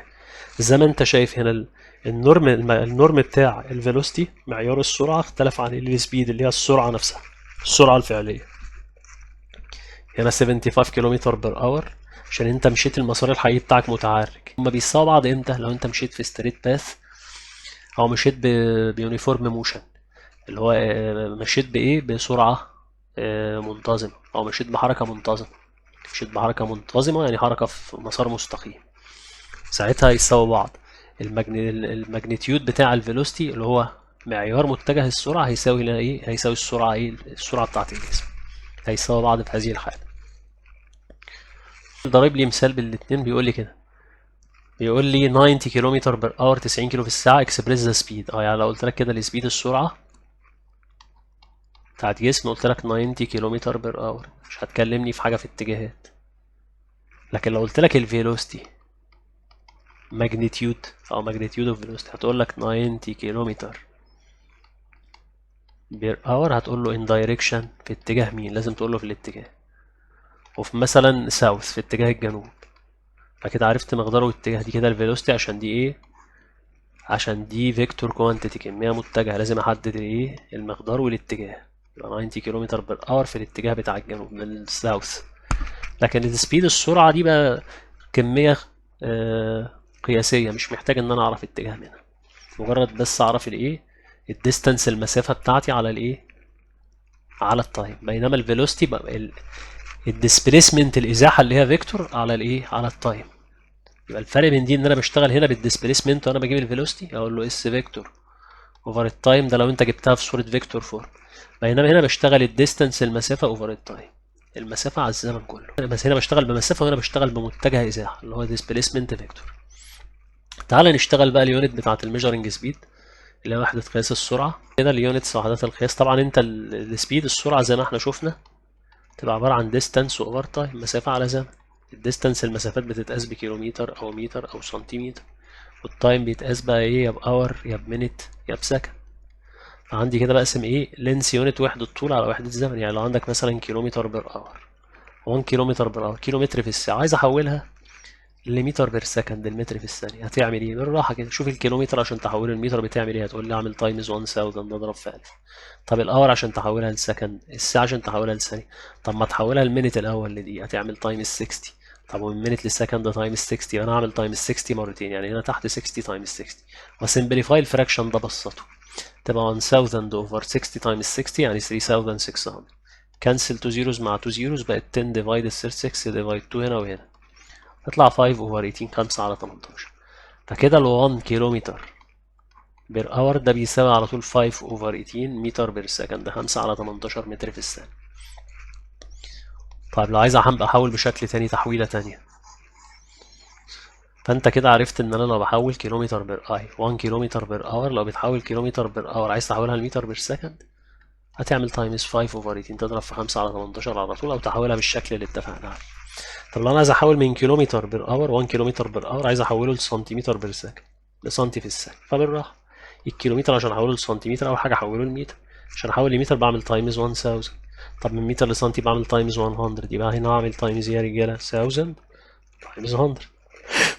او لو انا راجل بفهم الكيلومتر احوله لمتر، يعني 3 زيروز وبعد كده سنتيمتر 2 زيروز يبقى 5 زيرو، يبقى ممكن اكتب هنا على طول ايه 100,000، يبقى الكيلومتر فيه 100,000 سنتيمتر. طب الاور لسكند، تحول الاور لمينت، تعمل تايمز 60، مينت لسكند تايمز 60، يبقى هنا 60 باي 60، يبقى الشكل النهائي هيبقى 100,000، ده 100,000 اوفر 60 تايمز 60 ب 3600. كنسل 2 زيروز مع 2 زيروز واعمل ديفايدد 4 هنا وهنا، 1000 ديفايد 4 تطلع 250 و 36 ديفايد 4 تطلع 9 سنتيمتر بير سكند.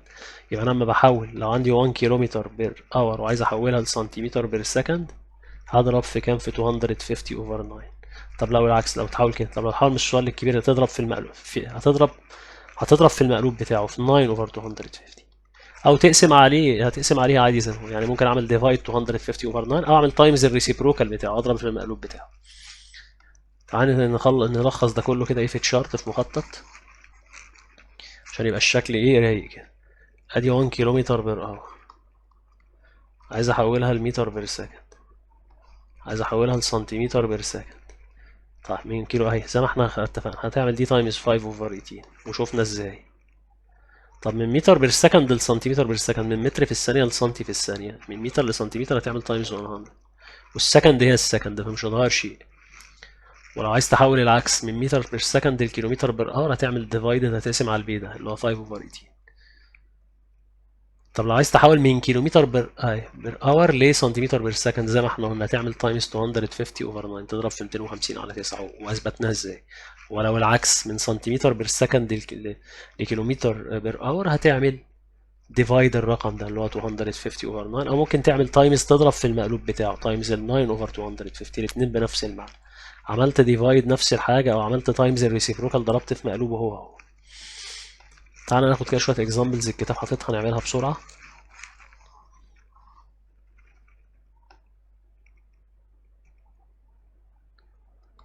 27 كيلومتر بير اور، عايز احولها لمتر بير سكند. فانت لو راجل ناجز وفاهم، هتقول لي ال كيلومتر بير اور عشان احولها لمتر بير سكند، ممكن تعمل تايمز 5 اوفر 18 على طول وما توجعش دماغك، تبقى 27 تايمز 5 اوفر 18، تعملهم تايمز هيطلعوا 7.5، 7 ونص، 7.5 متر بير سكند. طب لو انت نسيت بقى حكاية ال 5 اوفر 18 ونسيت الفيلم ده كله، اشتغلها بقى ايه فحت وردم، ما هتشتغل من الاول. هتحول من كيلومتر لمتر، تعمل تايمز 1000 تضرب في 1000، يبقى تاخد ال 27 دي تحطها هنا وتعملها تايمز 1000 فوق وتحت الاور عشان تحولها لسكند، تحولها الاول لمينت، تعمل تايمز 60، وبعد كده من مينت لسكند تضرب في 60، يعني تضرب في 3600 في 3600، وتدخل الحسبة دي على الكالكوليتر هتطلع لك 7.5 متر بير سكند. بس كده يبقى انت حولتها على طول، حولتها كده على طول، وهنا حولتها طبعا ايه لو انت نسيت حكاية ال 5 اوفر 18.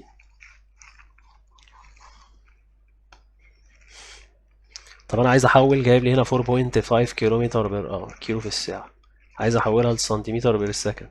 احنا قلنا وانا بحول من كيلومتر بير اور لسنتيمتر بير سكند بعمل تايمز 250 اوفر 9، هتعمل 4.5 تايمز 250 اوفر 9. احسب الحسبة الحلوة دي، ال 4.5 نص ال 9 يعني دي كده 1 هاف، ونص ال 250 نص ال 250 125 يبقى 125 سنتيمتر بير سكند. طب لو انا نسيت اشتغلها بقى ايه فحت ورد. عايز تحول لسنتيمتر بير سكند، يلا كيلومتر لسنتيمتر تعمل تايمز، اول حاجه هتحولها لمتر تعمل تايمز 1000. طب احول لسنتيمتر احط كمان زيروز، 2 زيروز تايمز 100 يبقى تايمز 100,000. اور لسكند يبقى تايمز 3600. اه وتضرب طبعا ال 4.5 في ده على ده، هتحسب الحسبه هتطلع نفس هتطلع 125 سنتيمتر بير سكند. طب هنا الراجل بيقول لي 20 متر بير سكند وعايزك ترجعها لي تاني كيلومتر بير اور. اه انت هنا العكس، مش كيلومتر بير اور لمتر بير سكند. لو انت بتحول من كيلومتر بير اور لمتر بير سكند بتعمل تايمز 5 اوفر 80. طب لو العكس بعمل ديفايد ال 5 اوفر 80 او تايمز الريسيبروك 18 اوفر 5. يبقى يا اما بعمل ديفايد ال 5 اوفر ال 18، يا اما بعمل تايمز الريسيبروكال اضرب في مقلوبها اللي هي ال 18 اوفر 5. يبقى اقول له 20 تايمز 18 اوفر 5. 20 ديفايد 5 تطلع 4، اضرب 4 في 18 تطلع 4 تايمز 18 تطلع 72 كيلومتر بير اور. كده انت عملت التحويله. تعالى بقى ناخد حاجه اسمها يونيفورم موشن اللي هي الحركه المنتظمه. لو عندي هنا بوينت اسمها ايه وهنا بوينت اسمها بي واتحركت الستريت باس في مسار مستقيم كده، دي اسمها يونيفورم موشن، حركه مستقيمه. يبقى اليونيفورم موشن او الحركه المنتظمه بتتسم بحاجتين مهمين جدا. اول حاجه كونستانت دايركشن، اتجاه ثابت، اتجاه مستقيم يعني اتجاه عادل كده باتجاه الاي بي كده اهو. وكونستانت ماجنتيود ومقدار ثابت يعني سرعه ثابته في كل الاحوال. يعني الجسم مثلا بيتحرك من هنا لهنا مثلا في اي نقطه من دول، مثلا لو سي مثلا هنا بيتحرك بسرعه 20 كيلومتر بير اور، اي السبيد بتاعته، ففي اي بوينت اي نقطه هنا سرعته هتبقى 20 كيلومتر بير اور مش هتتغير. فهنا كونستانت ايه؟ كونستانت ماجنتيود اوف فيلوسيتي يعني متجه سرعه ثابت او سرعه ثابته. لان هنا ساعتها النورم اوف او الماجنتيود اوف فيلوسيتي يعني معيار متجه السرعه هيساوي السبيد هيساوي السرعه، لان الحركه هنا في ستريت باث في حركه في مسار مستقيم. دي كده اسمها ايه؟ اليونيفورم موشن، الحركه المنتظمه. فكده في هذه الحاله لو جبنا النورم اوف ديسبيسمنت او معيار متجه الازاحه اهو هيساوي الديستانس هيساوي المسافه. ليه؟ لان انا بتحرك في خط مستقيم. لو هنا اكس وهنا واي وهنا دي ب 20 كيلومتر 20 كيلو. لو قال لي هات الديسبيسمنت الازاحه اقول له اس كده، تخيل ان الفيكتور ايه هنا ده الاتجاه اللي انا ماشي فيه، اقول له كده اقول له 20 ان دايركشن وفي 20 في الاتجاه دي. طب هات النورم بتاعها معيارها، هقول له تطلع 20 20. طب ما تجيب الديستانس المسافه، هتقول لي برضو نفس الكلام 20 20 من اول من البدايه للنهايه، من اول بدايه المسار بتاعي كله 20 20 20. فزي ما انت شايف هنا النورم بتاع ساوى ايه؟ ساوى سوري النورم اوف سوري النورم اوف ديسبيسمنت معيار الازاحه. يبقى النورم اوف ديسبيسمنت معيار الازاحه ساوى الايه؟ ساوى المسافه. الاثنين بيساووا بعض في حاله الاير يونيفورم موشن او الحركه المنتظمه، ان النورم اوف اس بيكوال الديستانس يساووا بعض. دي اول حاجه. والرول القانون بتاع اللي هو ان المسافه سرعه على زمن ده مش بنستخدمه في اليونيفورم موشن في الحركه المنتظمه. يعني انا عايز اجيب دلوقتي الفيلوسيتي السرعه، هقول له الاس فيكتور على التايم. فبالتالي لو انا عايز اجيب الاس فيكتور اللي هي متجه الازاحه اقول له كده التايم في الايه في الفيلوسيتي فيكتور. وممكن تشتغل برضو مسافات وسرعات عاليه، ممكن تقول له الماجنتيود بقى، او ممكن تقول له هنا السبيد السرعه على طول اقول له اس المسافه هي على زمن على طول، يبقى اس اوفر تي على طول. لان هنا الموشن الحركه بتاعتي يونيفورم حركه منتظمه، والسرعه هنا الثابته هنا بنسميها يونيفورم فيلوسيتي ايه اللي هي سرعه منتظمه، يعني سرعه ثابته يعني سرعه منتظمه يا جماعه. احنا قلنا السبيد بتاعتي بقى ساعتها سرعتي اللي هي الماجنتيود اوف فيلوسيتي اللي هو معيار متجه السرعه هنا ساعتها بيساوي يا رجاله بيساوي السبيد. الاتنين بيساوي بعض، معيار متجه السرعه بيساوي الايه السرعه نفسها. لان هنا زي ما انت شايف الديستانس المسافه هي الايه النورم اوف اس. فبالتالي لما اقسم الاتنين ديفايد تي اقسمهم على تي هيدوا نفس الايه النتيجه. يبقى النورم اوف ايه فيلوسيتي معيار السرعه او معيار متجه السرعه هيدي ايه السبيد السرعه. قلنا ستريت موشن بتبقى حركة في خط مستقيم، يعني في مسار مستقيم في مسار ثابت.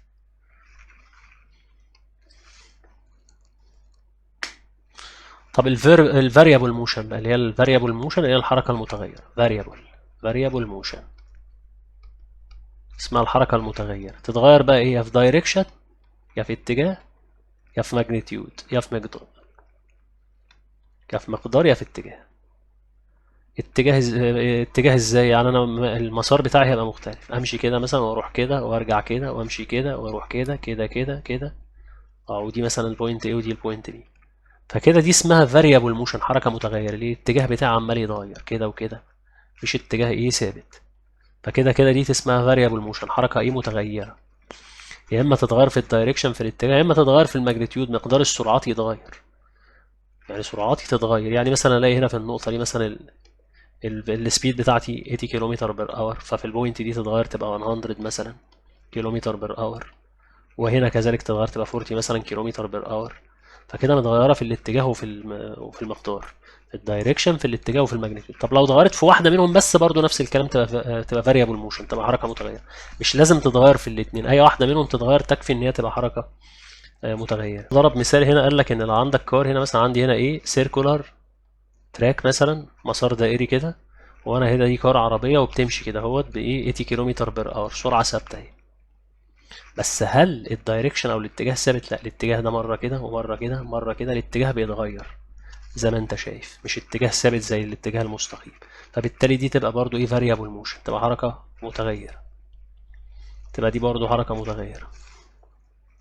وعايزك تميز بين ثلاث حاجات بقى مهم، الجزء بتاع الريمارك ده خطير جدا، لازم نميز بين حاجات مهمه جدا. لو انا جيت قلت لك اس فيكتور، ده كده هتقول لي ده متجه الازاحه، ده عبارة عن التايم في الفي فيكتور، فبالتالي الفي فيكتور متجه السرعة هيبقى عبارة عن اس فيكتور اوفر تي، اقسم ده ديفايد ده هيديني ده. لو انا جيت قلت لك كده الفي فيكتور او متجه السرعة ده، قلت لك 20 اي، يعني مثلا سي هنا البوينت اسمها ايه وبوينت هنا اسمها بي، وهنا اتحركت كده بسرعة بتاعتي 20 كيلومتر 20 كيلومتر، وهنا 1 اور، فسرعتي كده تبقى 20 كيلومتر بر اور.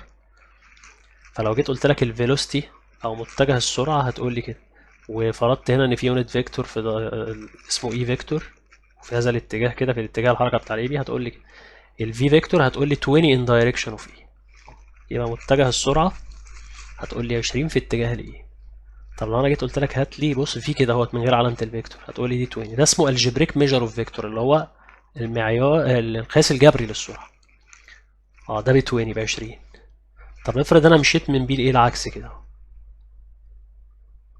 اه بنفس السرعه 20 كيلومتر ان 1 اور في ساعه. فهنا في هذه الحالة مشيت عكس الفيكتور اي، فانا هقول له كده ان الالجبريك ميجر القياس الجبري هقول له نيجاتيف 20. لان هنا الفيكتور بتاعي هيبقى نيجاتيف 20 اي، يعني عكس اتجاه الاي، انا ماشي بايه ب 20 كيلومتر بر اور. فبالتالي الفي هنا ده اسمه ايه الجبريك ميجر القياس الجبري. انما نورمال في معيار المتجه السرعه ده في كل الاحوال هيبقى الابسوليوت بتاع الرقم ده، هتبقى ابسوليوت نيجاتيف 20، يعني هتبقى ب 20. وكذلك لو اشتغلنا في الحالة دي هتبقى برضو ابسوليوت 20 هتبقى ب 20. النورم اوف فيلوسيتي او الماجنتيود اوف فيلوسيتي، معيار السرعة ده قيمة بوزيتيف على طول. انما الالجبريك ميجر القياس الجبري بيحدد اتجاه، لو كان بوزيتيف يبقى انا ماشي في اتجاه الايه اليونت فيكتور اللي انا محدده، لو نيجاتيف العكس. فخلي بالك فرق بين كل دول علشان الدنيا ما تلفش مني. وكذلك بالنسبة للديسبيسمنت نفس القصة، يبقى نفس القصة بالنسبة في الديسبيسمنت في الازاحة هي في الايه في الفيلوسيتي في الايه في متجه السرعة. خلي بالك عشان يتفرق بين الثلاث حاجات، اللي هو الحاجة لو انا عندي هنا بوينت برضو A وهنا بوينت B، وهنا دي 80 كيلومتر، عمل هنا 2 hours الزمن اللي انا قضيت فيه الديستانس المسافة دي. ولو جيت قلت لك هنا بقى الاس فيكتور، الاس كمتجه، وهنا عملنا فيكتور يونت فيكتور اسمه ايه، وانا مشيت في اتجاه، فاقول له دي عبارة عن 80 كيلومتر ان دايركشن اوف اي، يبقى انا مشيت 80 كيلو في اتجاه الاي. انا بتكلم هنا ديسبيسمنت ازاحة، ما بتكلمش على سرعات. طب لو انا جيت قلت لك هات لي نورمال اس، معيار الاس يعني طوله خلاص سهله، طوله يعني طول المسار ده، اقول له 80 كيلومتر 80 كيلو. طب لو عايز القياس الجبري الالجبريك ميجر هقول له اس كده من غير علامه فيكتور او من علامه نورم. ده كده الالجبريك ميجر القياس الجبري هقول له ده 80 كيلومتر. بيتاثر بالاشاره هنا، الاشاره هنا هي الاشاره هنا بوزيتيف في الاس فيكتور احطه هنا بوزيتيف. طب لو الاشاره هنا كانت نيجاتيف يعني انا ماشي عكس الاتجاه كنت ماشي كده هقول له نيجاتيف 80. هقول له نيجاتيف 80 ده القياس الجبري بقول له نيجاتيف 80 يعني معناه ان انا ماشي عكس الاتجاه دي.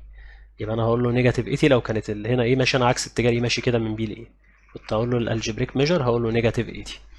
فالالجبريك ميجر اللي هو مثلا اس يساوي النيجاتيف نورم الاس لان انا ماشي ايه في الاتجاه العكسي مشيت كده العكس اتجاه الايه الفيكتور ايه وبيساوي الفيكتور اس سوري بيساوي النورم الاس نورم الفيكتور اس لو انا ماشي في نفس اتجاه الايه في نفس اتجاه اليونت فيكتور اللي انا ايه حددت حركته حددت اتجاه حركتي من A ل B وانا ماشي في نفس الاتجاه يبقى ساعتها الاس الديسبيسمنت الازاحه هتساوي ايه الماجنتيود اوف ديسبيسمنت اللي هو معيار متجه الازاحه.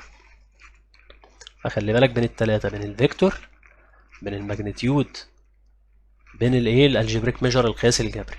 فهو ده الايه هي دي الفروق الدقيقه بين التلاتة. ناخد بقى الافريج سبيد والافريج فيلوسيتي اللي هي السرعه المتوسطه ومتجه السرعة المتوسطة. في فرق جبار بين الاتنين. نبدأ الأول بالأفريج سبيد اللي هي السرعة المتوسطة بيقول لي كده within time interval يبقى السرعة المتوسطة خلال إيه؟ خلال فترة معينة. بيقول لي the quotient of total distance in this interval by time interval يعني بيقول لي مجموع الإيه؟ المسافات في هذه الفترة على هذه الفترة الزمنية. يبقى الأفريج سبيد اللي هي بنسميها في إيه؟ هقول له دي عبارة عن إيه؟ total distance over total time على الوقت كله. يبقى المسافة الكلية على الوقت الكلي. فأنا لو مثلا لو عندي هنا بوينت اسمها ايه ومشيت من هنا للبوينت بي مشيت هنا مثلا 50 كيلومتر خدت فيهم 2 hours ساعتين.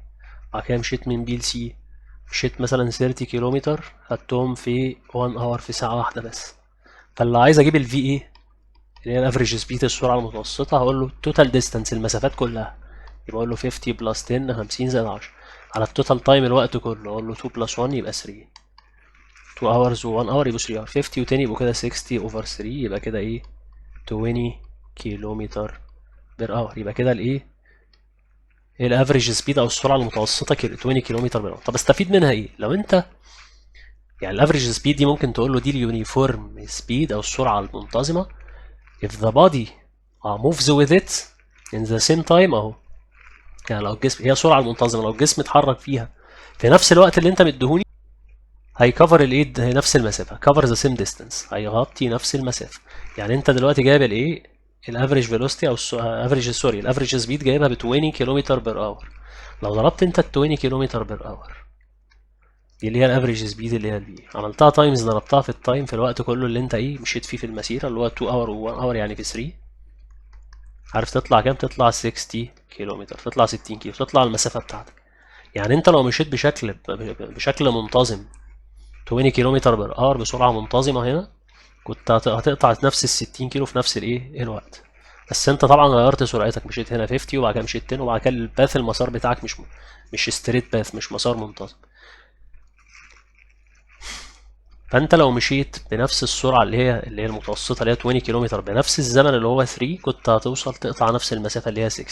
يعني زي ما احنا شفنا 20 تايمز 3 طلعت 60 كيلومتر قطعت نفس الايه الديستانس. هنتكلم بقى عن الافريج فيلوسيتي عشان دي كده ايه اللي هي الفي اي دي كمية متجهة دي فيكتور كوانتيتي دي كمية متجهة لازم اخلي بالي منها يعني بتتكلم عن فيكتورز متجهة. فانا هنا عندي كده ايه الاوريجين بوينت نقطة الاصل هنا اهوت اللي هي الاو واتحركت من او كده مشيت لحد بوينت هنا اسمها ايه كده اهو فيكتور كده وبعد كده مشيت من ايه لحد بي كده اهو. كده الحركة خلي بالك من عند الاوبزيرفر غير المرة اللي فاتت كنت بتحرك من عند الايه كان الجسم عند ايه هنا الجسم عند الاو حركت كده من اول ايه وبعد كده بي.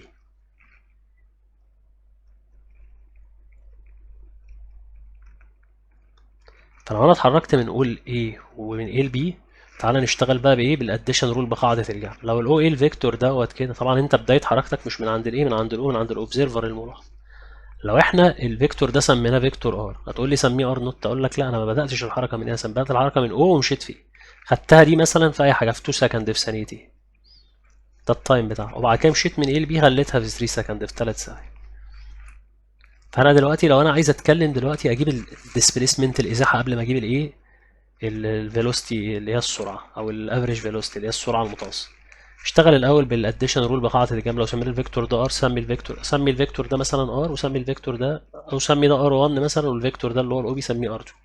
تعال نشتغل بالاديشن رول، ار1 بلس الحته اللي اسمها اي بي اللي هي الفيكتور اي بي بلس الفيكتور اي بي، يبقى ار1 بلس الفيكتور اي بي هيكوال مين يا رجاله؟ هيكوال الار2. ودي بالماينس الفيكتور اي بي، هقول له كده. او ممكن تعمل انت تودي للار 1 هي اللي بالماينس، وتسيب الاي بي زي ما هو، اللي احنا كنا بنسميه فيكتور اس اللي هو متجه الازاحه. يبقى فيكتور اس اللي هو متجه الازاحه يبقى ار2 ماينس ار1. طب ده اس ده ديسبيسمنت ازاحه، طب انا عايز الفيكتور بتاع الفيلوسيتي، الافريج فيلوسيتي ده كده الاس فيكتور اوفر تايم على وقت، يبقى اقسم دي كلها كده على تايم يا معلم، ودي كده على تايم، فبنقدر نستبدل دي بقت فيكتور اس اوفر تايم، يعني كده بقت ايه في افريج، اللي هو الايه الافريج فيلوسيتي متجه السرعه اقل متوسطه. ده ايكوال يا رجاله زي ما انت شفت، قسمت هنا على تايم يبقى ار1 ار2 فيكتور ماينس ار1 فيكتور على اي تي على تايم. طب انهي تايم يا اخوانا؟ التايم اللي هنا دوت، انا دلوقتي عايز الفي اي، عايز الافريج فيلوسيتي لما اتحركت في الجزء ده، الديسبيسمنت الازاحه دي، يبقى انا عايز التايم ده اللي هو هنا اللي هو 2، اللي هو التايم لما قطعت الايه الاي بي، الوقت الاخير ده اللي انا مثلا كنت فارده 3 سكند، فانت من او لحد الاي قطعت 2 سكند، ومن هنا من A لحد B قطعت 3 سكند كوقت، يعني كتايم، يعني كله انت مشيت من O لحد B مشيت كده كده اخدت 5 سكند. انا هشتغل بال5؟ لا، انا هشتغل بال5 الوقت الاخير اللي هو ال5 ماينس الوقت اللي انا اتحركت فيه في O A، يعني ماينس ال2 يعني 3. طب ما توجعش دماغنا وتشتغل بالتايم اللي انت اتحركت فيه من A ل U بس، اقول لك مفيش مشكله. لا، لكن هو لما بيشتغل كوردينيتس بلين او مستوى احداثي للاسف بيديك ايه اوقات يعني بيديك الوقت من البدايه، يقول لك مثلا ايه اتحركت مثلا من نقول ايه مثلا في 2 سكند، ومن هنا مثلا وصلت هنا في 5 سكند فروم ستارتنج بوينت او فروم ستارتنج تايم من بدايه الوقت. فطالما انت وصلت لحد بي بعد 5 ثواني من بدايه الوقت، طب ما انت الجزء ده انت خدت فيه ثانيتين، يبقى ده 5 ماينس 2 خدت فيه 3، فانت تشتغل بال3 على طول. ما توجعش، ده هيبان بقى في الاسئله لما نشتغل ايه، نشتغل في الاسئله بتاعتنا، ان هنا تي 2 ماينس تي 1 ده الوقت النهائي اللي انت وصلت فيه بيه، الوقت كله بقى من اول او لحد ايه، ومن ايه لحد ايه. التي 1 ده الوقت اللي انت قطعته في او ايه، فلما كنسل التايم ده كله من التايم الحته دي يتبقى التايم الوقت اللي انا خدته عشان اعدي من ايه. فكده خلاص كده بقى عرفت ايه التايم المطلوب. هنا بيقول لي not necessary that the average speed، ليس ضروريا أن تكون السرعة المتوسطة equal the norm of average velocity. الافريج سبيد اللي هي ال v قلنا احنا دي عبارة عن الديستانس المسافة، أو التوتال ديستانس المسافات كلها، المسافة كلها يعني على التوتال تايم الوقت كله. بينما احنا قلنا ان ال v اللي هو الافريج فيلوسيتي متجه السرعة المتوسطة، احنا قلنا ده عبارة عن مين؟ مش توتال ديستانس بقى، ده الديسبيسمنت الإزاحة على التايم، الديسبيسمنت اللي أنا محتاجها اللي هي في المنطقة اللي أنا شغال عليها، مثلا أنا شغال عايز أجيب الإيه الافريج فيلوسيتي من ال A لل B، فأنا أجيب الديسبيسمنت اللي هي اي بي على التايم بتاعي اللي أنا استهلكته وأنا معدي من A لحد B، التايم ساعة المرور عند ال AB. خلي بالك افهم من ده كويس عشان اللخبطة بتحصل هنا. امتى بقى النور؟ طبعا ده فيكتور كوانتيتي كمية متجهة، امتى النورم بتاعها معيار يساوي الافريج فيلوسيتي؟ ببساطة لما اللي فوق ده يساوي ده، مش اللي فوق ده النورم بتاع ده، لان دوت فيكتور كوانتيتي كميه لما اجيب النورم طوله يساوي ده، يعني بالبلدي يعني نورم الاس يديك الديستانس، يعني لما معيار الازاحه يساوي المسافه ساعتها، يعني بالبلدي كده لما اكون ماشي في يونيفورم موشن، يعني ما امشي في حركه منتظمه، يعني دول هيساوي بعض الافريج سبيد والنورم اوف افريج فيلوسيتي، يعني الافريج سبيد اللي هي الفي اي هتساوي امتى النورم معيار النورم اوف افريج فيلوسيتي امتى يساوي بعض؟ لما اليونيفورم الموشن تبقى يونيفورم موشن، لما تبقى حركه منتظمه. لما تتحرك حركه منتظمه يساوي بعض، خلاف ذلك عمرهم ما يساوي بعض. هو قال لي عشان كده not necessary. هنا بيقول لي unless ما لم يكن الحركه حركه في نفس الاتجاه، يعني ما لم تكن بالبلدي الحركه منتظمه. هو يقصد بالبلدي هيتساوي لما تكون الحركه منتظمه. هنا بيتكلم على الفيزيكال كونسبت اوف افريج سبيد زي ما احنا اتكلمنا عنه قبل كده. بيقول لي هي عباره عن السبيد that body would move with it if travel the same total distance in the same time interval. يعني هو يقصد، يعني بالبلدي انا هوصلها لك، لما انا بجيب الافريج سبيد وبتطلع رقم ما، لو انت استهلكت التايم دوت واستخدمت الافريج سبيد دي ومشيت بيها ك كيونيفورم موشن بسرعه منتظمه وثبتها وضربتها في التايم دي، هتقطع نفس المسافه، هتوصل لنفس الديستانس، تقطع نفس المسافه اللي هو ايه قطعها الجسم مع ايه، مع سرعات مختلفه او مع لو هو ماشي يعني بسرعات مختلفه. لو انت بقى جبت الافريج سبيد السرعه المتوسطه ضربتها في التايم هتديك نفس المسافه اللي هو قطعها. ده كده المعنى الايه بيننا وبين بعض كده. تعالى ناخد اكزامبل مثال كده ايه يعتبر احنا خدنا واحد شبهه. لو انا هنا عندي بوينت اسمها ايه وخدنا هنا بوينت اسمها بي، وطبعا هنا اتجاه الحركه هنا عملنا يونت فيكتور في دايركشن في اتجاه الحركه اللي هو انا بتحرك في من A ل B. المسار اللي انا المسار اللي انا مشيت فيه حقيقي مشيت كده كده كده شارع اسفل ووصلت لحد هنا. الباث اللي هو المسار اللي انا مشيت فيه فعليا ده طوله مثلا سي 240 كيلومتر 240 كيلو. انما الستريت باث المسار المستقيم من ال بي على طول من الستارت بوينت للاند ده هو 210 كيلومتر. يبقى المسار الفعلي اللي انا مشيت فيه اللي هو 240 ده اللي مشيت فيه حقيقي. انما الديسبيسمنت الازاحه الماجنتيود بتاعها من ال بي ده 210 طول الطريق العدل ده اللي هو الستريت باث. طب خدت الكلام ده في 3 اورز في 3 ساعات، مشيت الكلام ده في 3 ساعات. فلو جيت قلت لك هات لي الاس اللي هو الديسبيسمنت الازاحه، هتقول لي الازاحه دي اهم حاجه، الستارت بوينت والاند بوينت الستريت باث المسار المستقيم اللي ما بينهم. هقول له 210 ان دايركشن في اتجاه الاي. طب لو جيت قلت لك يا عم نورم اوف اس معيار الازاحه، هتقول لي ده 210. طب لو جيت قلت لك هات لي الديستانس المسافه، تقول لي المسافه ده المسار اللي بقى الحقيقي اللي انت مشيت فيه، هتقول لي ده 240 240 كيلومتر. فهنا زي ما انت شايف معيار الازاحه اختلف عن الايه المسافه.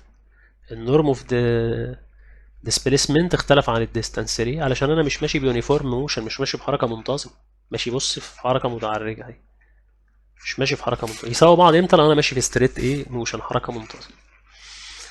طب لو انا طلبت منك الفي اي فيكتور اللي هو متجه السرعه المتوسطه، هتقول لي سهل، هتقول لي اجيب الاس فيكتور لان دي فيكتور كوانتيتي، يبقى دي بتتعامل مع الازاحات. اس فيكتور على الايه على التايم.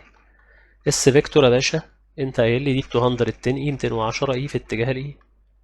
في التايم في الوقت بتاعك 3 اورز هتبقى 210 ديفايد 3 يعني هتبقى 70 ان دايركشن اوف اي، يعني سرعتك في اتجاه الاي ب 70 كيلو في الساعه.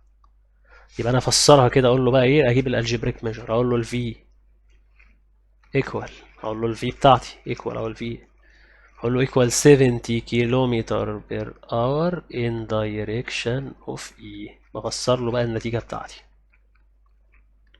يبقى انا بقول له سرعتك 70 كيلو في اتجاه الايه في اتجاه الايه. تعالى نجيب السبيد السرعه بقى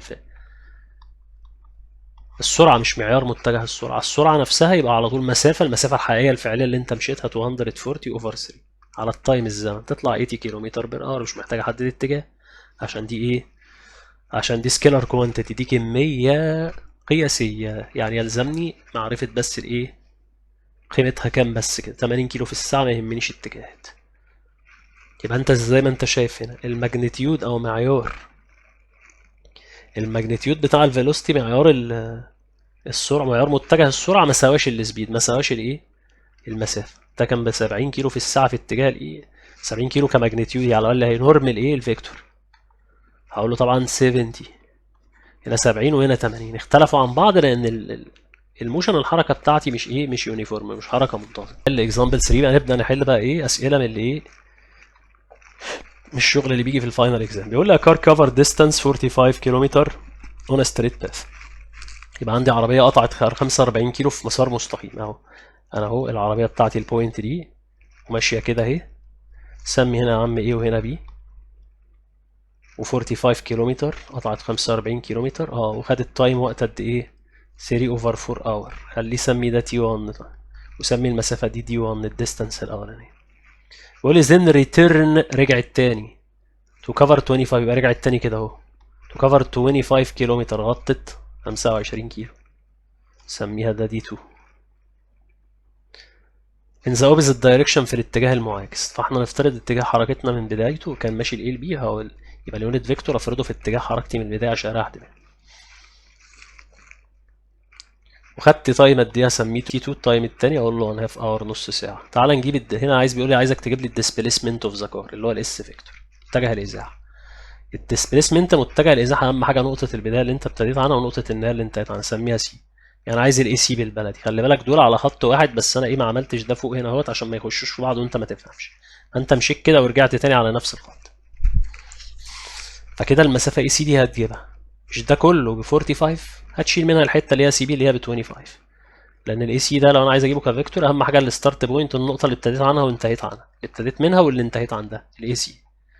يبقى الاس فيكتور هي هتبقى عباره عن الاي سي فيكتور، بدايتك هنا ونهايتك هنا. طب ده كله كام 45، رجعت كام 25، يبقى اقول له 45 ماينس 25 تطلع كام 20. طب في اتجاه ايه ولا عكسها؟ الاي سي ماشيه كده هو يا رجاله في اتجاه الاي، يبقى اقول له ان دايركشن اوف اي، يبقى 20 ان دايركشن اوف اي، 20 في اتجاه الاي. ده ديسبيسمنت لإزاحة السيارة. عايز ايه تاني الراجل؟ بيقول لي توتال ديستانس، عايز المسافه. اقول له الديستانس سهل، المسافه بقى اهم حاجه المسافات الكليه، المسار الفعلي اللي انا مشيته. انت مش مشيت كده 45 ورجعت ب 25، يبقى اقول له 45 بلس 25. مسافات احسب مسافاتي كلها 45 كده و25 كده، تطلع 70 وملهاش اتجاه. اقول له 70 كيلومتر، مسافتك 70 كيلو. قول لي الافريج سبيد، عايز السرعه المتوسطه. السرعه المتوسطه مش متجه السرعه المتوسطه، اللي هي الفي افريج، اللي هي التوتال ديستانس، المسافه كلها على التوتال تايم، الوقت كله. المسافات كلها اللي هي كل المسافات اللي هي ال 45 وال 25 اللي احنا حاسبينها فوق اللي هي 70، على التوتال تايم الوقت كله اللي انت مشيت فيه. هنا مشيت 1/2 اور، نص ساعه، وهنا 3/4 ساعه. لما تعمل 1/2 بلس 3 اوفر 4 نص و3/4 يطلع 1 وربع اللي هي 1 1 4. حاول دي امبروبر فراكشن تايمز بلس هتطلع 5 اوفر 4. لما تطلع فراكشن فوق من الدينومينيتور اقلبه، يبقى اقول له 70 تايمز واقلب البي ده بدل 5 اوفر 4 يبقى 4 اوفر 5. سمبليفاي تبسط دي ديفايد 5 1 ودي ديفايد باي 5 تطلع 14. تبقى 14 تايمز 4 تبقى 56 كيلومتر بر اور. واعملها بالاله لو انت مالكش دعوه بالشغل اليدوي ده، الالعاب دي خطر، انت مالكش دعوه بيها، سيبها لنا احنا. انت امسك آلتك واعمل 70 ديفايدد 1 اند 1 اوفر 4 بالكالكوليتور تطلع لك 56 كيلومتر بر اور. يبقى سرعتك المتوسطه 56 كيلو في الساعه. طب افريج فيلوسيتي، متجه السرعه المتوسطه اللي هو الفي افريج، اللي هو متجه السرعه المتوسطه. هنا بقى بتستخدم الديسبيسمنت الازاحه، اقول له اس فيكتور اللي هو متجه الازاحه اوفر التايم بتاعي. طب الاس فيكتور بكام يا باشا؟ ب 20 اي اهو، ب 20 اي، عشان دي فيكتور كوانتيتي كميه متجهه يلزم لها ازاحه كميه متجهه زيها، يبقى اس فيكتور ما اشتغلش بمسافه، اشتغل بايه؟ بديسبيسمنت الازاحه على التايم، الوقت اللي انت استهلكته. الوقت كله احنا لسه جايبينه 5 اوفر 4 اور، يبقى 20 تايمز، هنكمل بقى الحسابات بتاعتي هنا. 20 تايمز 4 اوفر 5. طب دي تطلع، خلي بالك ده فيكتور، يبقى تطلع فيكتور كوانتيتي، هتسمبليفاي دي مع دي تطلع دي 4، ودي 20 ديفايد 5 دي 4، 4 تايمز 4 يبقى 16. واقول له خلي بالك في اتجاه الايه عشان دي فيكتور كوانتيتي. طب ده معناه ايه؟ نفسره بقى النتيجه، نقول له ان كده معناها كده ايه؟ ان الفي بتاعتك اقول له ايكوال 16 كيلومتر بير اور ان دايركشن اوف اي، اقول له في اتجاه الاي. الشان اللي بعده، السؤال اللي بعده بيقول لي كده بايسكل درايفر، سواق عجله اهو، او الطريق بتاعي اللي انا ماشي فيه اهو، وادي العجله اهي. بيقول لي كده كفر ديستانس 37.5 كيلومتر اون ستريت روت، في طريق مستقيم. هنا البوينت اللي بدأت منها سي ايه وهنا بي، فهو قطع مسافة هي 37.5 اهي. سبيد سرعتك في هذه اللحظة، سبيد السرعة هقول له دي 25 كيلومتر بر اور. بعد كده then he covered distance 18 كيلومتر، قطع 18 كيلو كمان اهو، ادي 18 اهي. distance التانية اقول له 18 كيلومتر. سبيد سرعة اقول له السبيد بتاعتك سرعتك كانت 12 كيلومتر بر اور. بيقول لي find the average velocity، هنا عايز متجه السرعة المتوسطة during the whole journey، في الرحلة كلها. بيقول لي if two displacement، لو الازاحتين in the same direction، احنا هنا عملناهم في نفس الاتجاه. وهنا بيقول لي لو كانوا عكس بعض في الاتجاه، يعني لو مشيت ورجعت تاني. طب تعالى كده احنا افترضنا شغلنا الاول. طب لو شغلنا التاني لو مشيوا عكس بعض، اهو المسار بتاعي انا مشيت اهو، عجلتي اهي. مشيت، خلي بالك هنا اول حاجة 37.5 كده اهي ديستانس المسافة، وكانت السبيد سرعتي كانت 25 كيلومتر بر اور. وصلت مثلا هنا سي بوينت ايه وهنا بي، بس خلي بالك انت رجعت تاني مشيت العكس، رجعت تاني في نفس مسارك، رحت ماشي هنا مثلا سي لحد بوينت سي، ومشيت يا عم بسبيد بسرعة 25 كيلومتر بر اور، ومشيت ديستانس مسافتك اللي مشيتها كانت 18 كيلومتر، 18 كيلو. هنشتغل الحالتين، يبقى احنا كل حالة هنشتغلها لوحدها. هنشتغل الحالة الأولى لو أنا مشيت كده في الإيه في سيم دايركشن في نفس الاتجاه.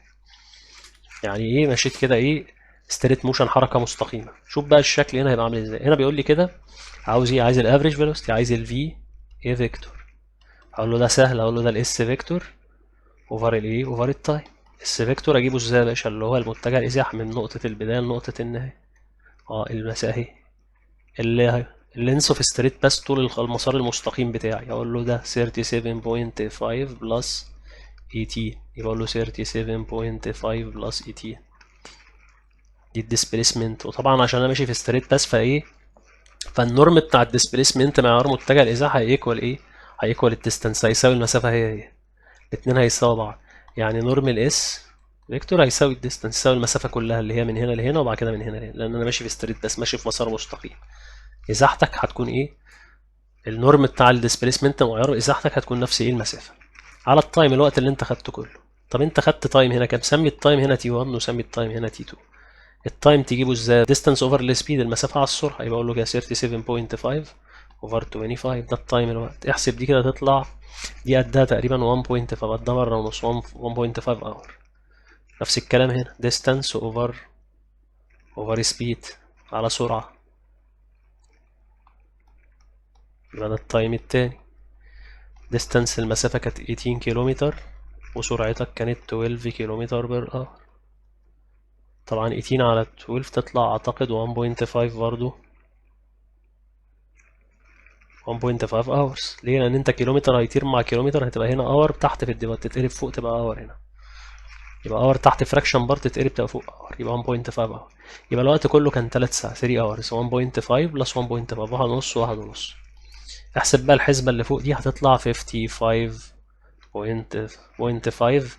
خلي بالك ده اس فيكتور، يعني لازم تحدد له in direction of e over 3، لازم تحدد له الاتجاه واتجاه الحركة بتاعتي اهو، خلي يونت فيكتور هنا اسمه. احسب بقى الحسبة دي في تطلع 18.5، 18 ونص. فكده الحل بتاعنا مظبوط. يبقى متجه السرعة المتوسطة اللي هو الافريج فيلوسيتي، متجه السرعة المتوسطة 18.5 in direction of e. نفسره بقى الكلام ده، اقول له معناه ان ال VA كالجبريك ميجر قياس جبري هتطلع 18.5 كيلومتر بير اور، 18 كيلو في الساعة in direction في اتجاه اوف اي. ده التفسير بفصل له النتيجة بتاعتي، اقول له كده معناها ان الايه قياس الجبري للسرعة 18.5 in direction اوف اي في اتجاه الايه، بفسر الكلام الموجود. طب لو انا رايح في عكس المسار زي فابدا اجيب مين؟ عايز اجيب الفي اي اهي زي شغلنا اهو، اقول له الفي اي اهي، اقول له الاس فيكتور اوفر التي اهو، متجه الازاحة على الازاحة. يلا نجيبه. خلي بالك انت مشيت كده 37.5 ورجعت تاني، خلي اتجاه الحركة في بدايتها هو ايه اتجاه الفيكتور ايه اللي هو اليونت فيكتور. فانت خلي بالك بتجيب اهم حاجة الستارت بوينت والاند بوينت.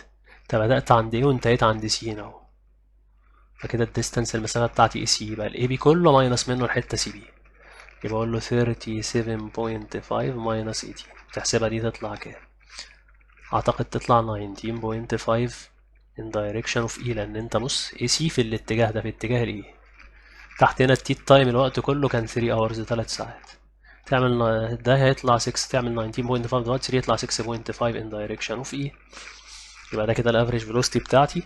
نفسر بقى النتيجة، هقول له ال VA او يبقى الافريج فيلوسيتي اقول له equal 6.5 كيلومتر بير اور in direction في اتجاه مين؟ ال E. او ممكن اقول له عادي، اقول له في ايه من غير علامة الفيكتور، اقول له equal 6.5 كيلومتر per hour in direction of A. بس كده. هنا بيقول لي in the orthogonal coordinate system في المستوى الإحداثي، بيقول لي particle begins motion from fixed point. جسم بدأ حركة من نقطة معينة، خلي النقطة المعينة دي هي الأوريجين بوينت أهي. بيقول لي after 3 سكند، بعد 3 ثواني، بيقول لي كده from beginning of the motion، من بداية الحركة.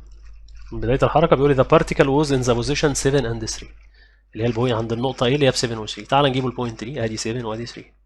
هنا رسمنا عشان ايه؟ ما نبصمكش السؤال، ما نحفظهولكش. اهو يلا بينا. ادي الفيكتور بتاعك اهو. لو اتحركت كده مشيت كده، الباث المسار بتاعه واعمل الفيكتور او ايه اللي هو الفيكتور ايه.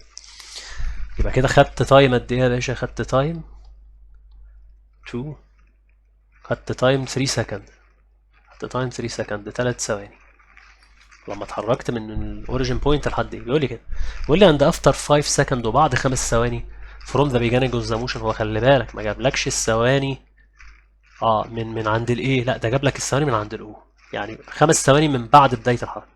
وصلت اللي بيقول لي كده the particle was at the position B ب 13 و 11. يبقى وصلت لحد بوينت بي، المكان بتاعها البوزيشن بتاعها 13 و 11، 13 اند 11، 13 و11. تعال نجيب الايه البوزيشن او الموقع ده. وبعد كده وصلت للايه للبوينت بي اللي هي الكوردينيت، الكوردينيتس بتاعها واحداثياتها 11 و 13 اند 11. اهي دي البوينت بي بتاعتك. حاول ما تبصمكش علشان تعرف ايه، ما تحفظش الطريقة وتنساها. افهم هتلاقي نفسك بتحل من بسلاسة. طبعا هنا خدت تايم، خدت وقت. هنا خلي بالك خدت 3 سكند 3 ثواني. خلي بالك قالك after 5 سكند from the beginning of the motion، يعني 5 ثواني من بداية الحركة. يعني انت بداية الحركة يعني بداية من O، يعني الحتة دي انت خدت فيها قد ايه؟ الجزء ده انت خدت فيه 3 ثواني، يبقى الجزء ده انت خدت فيه 5 minus 3، يبقى خدت فيه ثانيتين. لان هو قال لك انت وصلت للبي بعد ايه؟ بعد 5 من بداية الحركة. طب ما انا خدت 3 هنا اهو، يبقى خدت 2 هنا اهو، يبقى اعمل 5 minus 3 2، يبقى انا اجيب التايم الوقت اللي انا مشيت فيه لاي بي. هنا بيقول لي find the average velocity، عايز السرعة of the particle during the interval، يعني في الفترة اللي هي من ال بي. يلا يا باشا اشتغل بقى شغل الفيكتورات بتاعك. انت لو راسم احتمال خطأك هيتضاءل، لو راسم وفاهم احتمال خطأ انك تغلط هيبقى ضعيف جدا. ده الفيكتور بتاعك فيكتور او بي.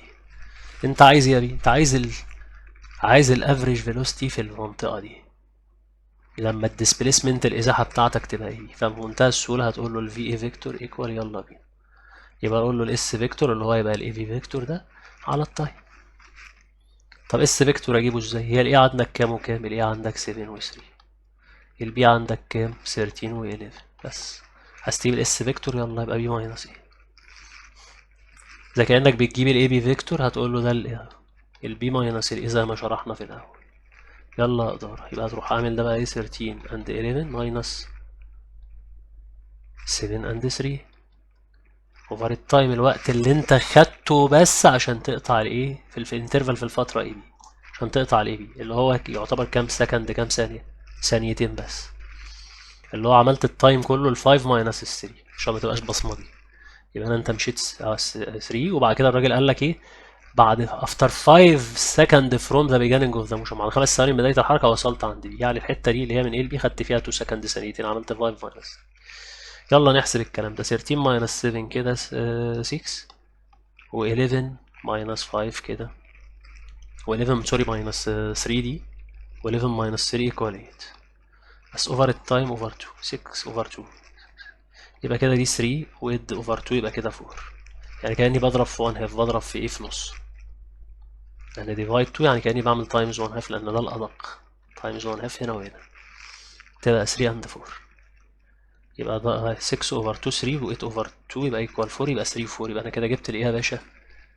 جبت الفيكتور بتاعي، جبت الافريج فيلوسيتي فيكتور.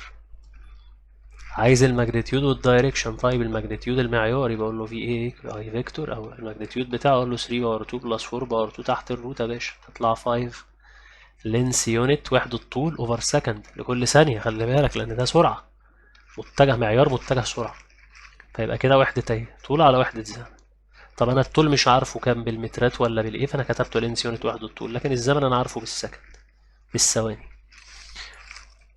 طيب عايز الدايركشن الاتجاه، يعني لازم اجيب انجل يا باشا. يلا معاك الفيكتور بتاعه، هو متجهه المتجه، هات منه تاني الزاويه. بقول له تان السيتا بتاعته، هقول له كده 4/3، وادوس شيفت تاني اجيب الاتجاه، اجيب الزاويه. هتجيب سيتا يا كينج. شوف بقى انت شيفت تاني ال 4/3 هنجيب الكالك. شيفت تان 4/3 ايكوالز، هتدوس كومات. هي طلعت الزاويه بتاعته 53 ديجري و7 مينت و48 سكند.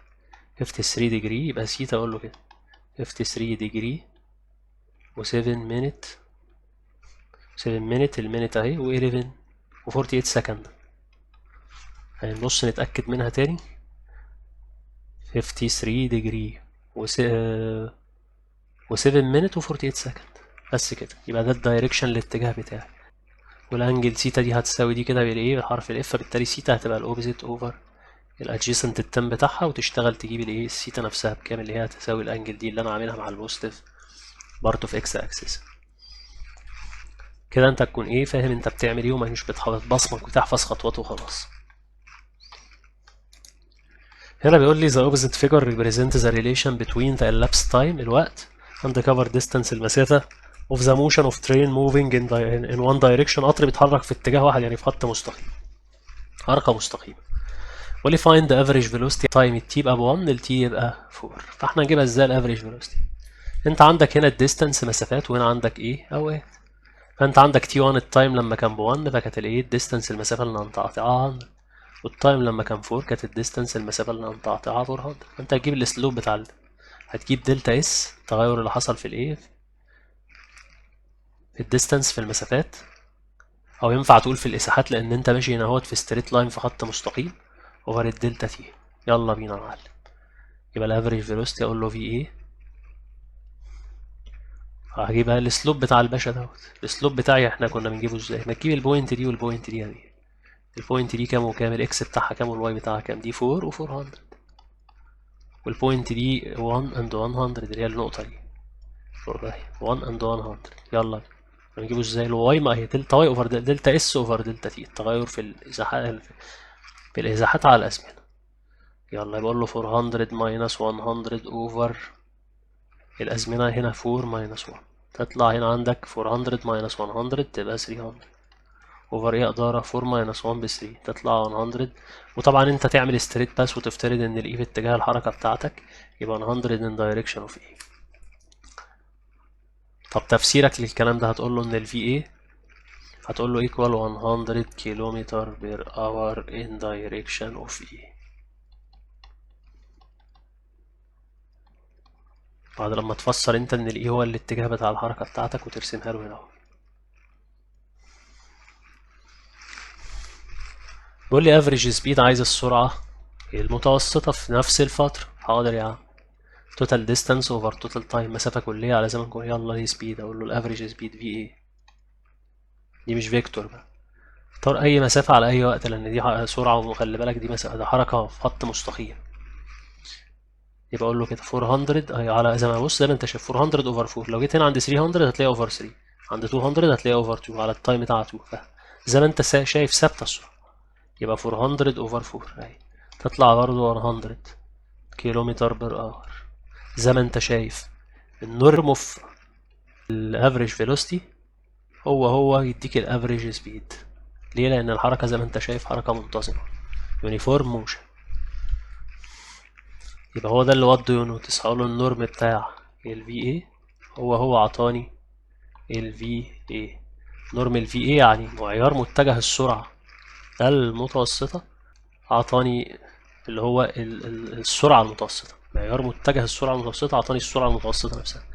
يعني الماجنتيود اوف افريج فيلوسيتي ايكوال هيساوي هنا الافريج سبيد، هيساوي السرعة المتوسطة. present the relation between displacement happened by a car moving in a straight line and between two cities بمدينتين back and forth and the time t.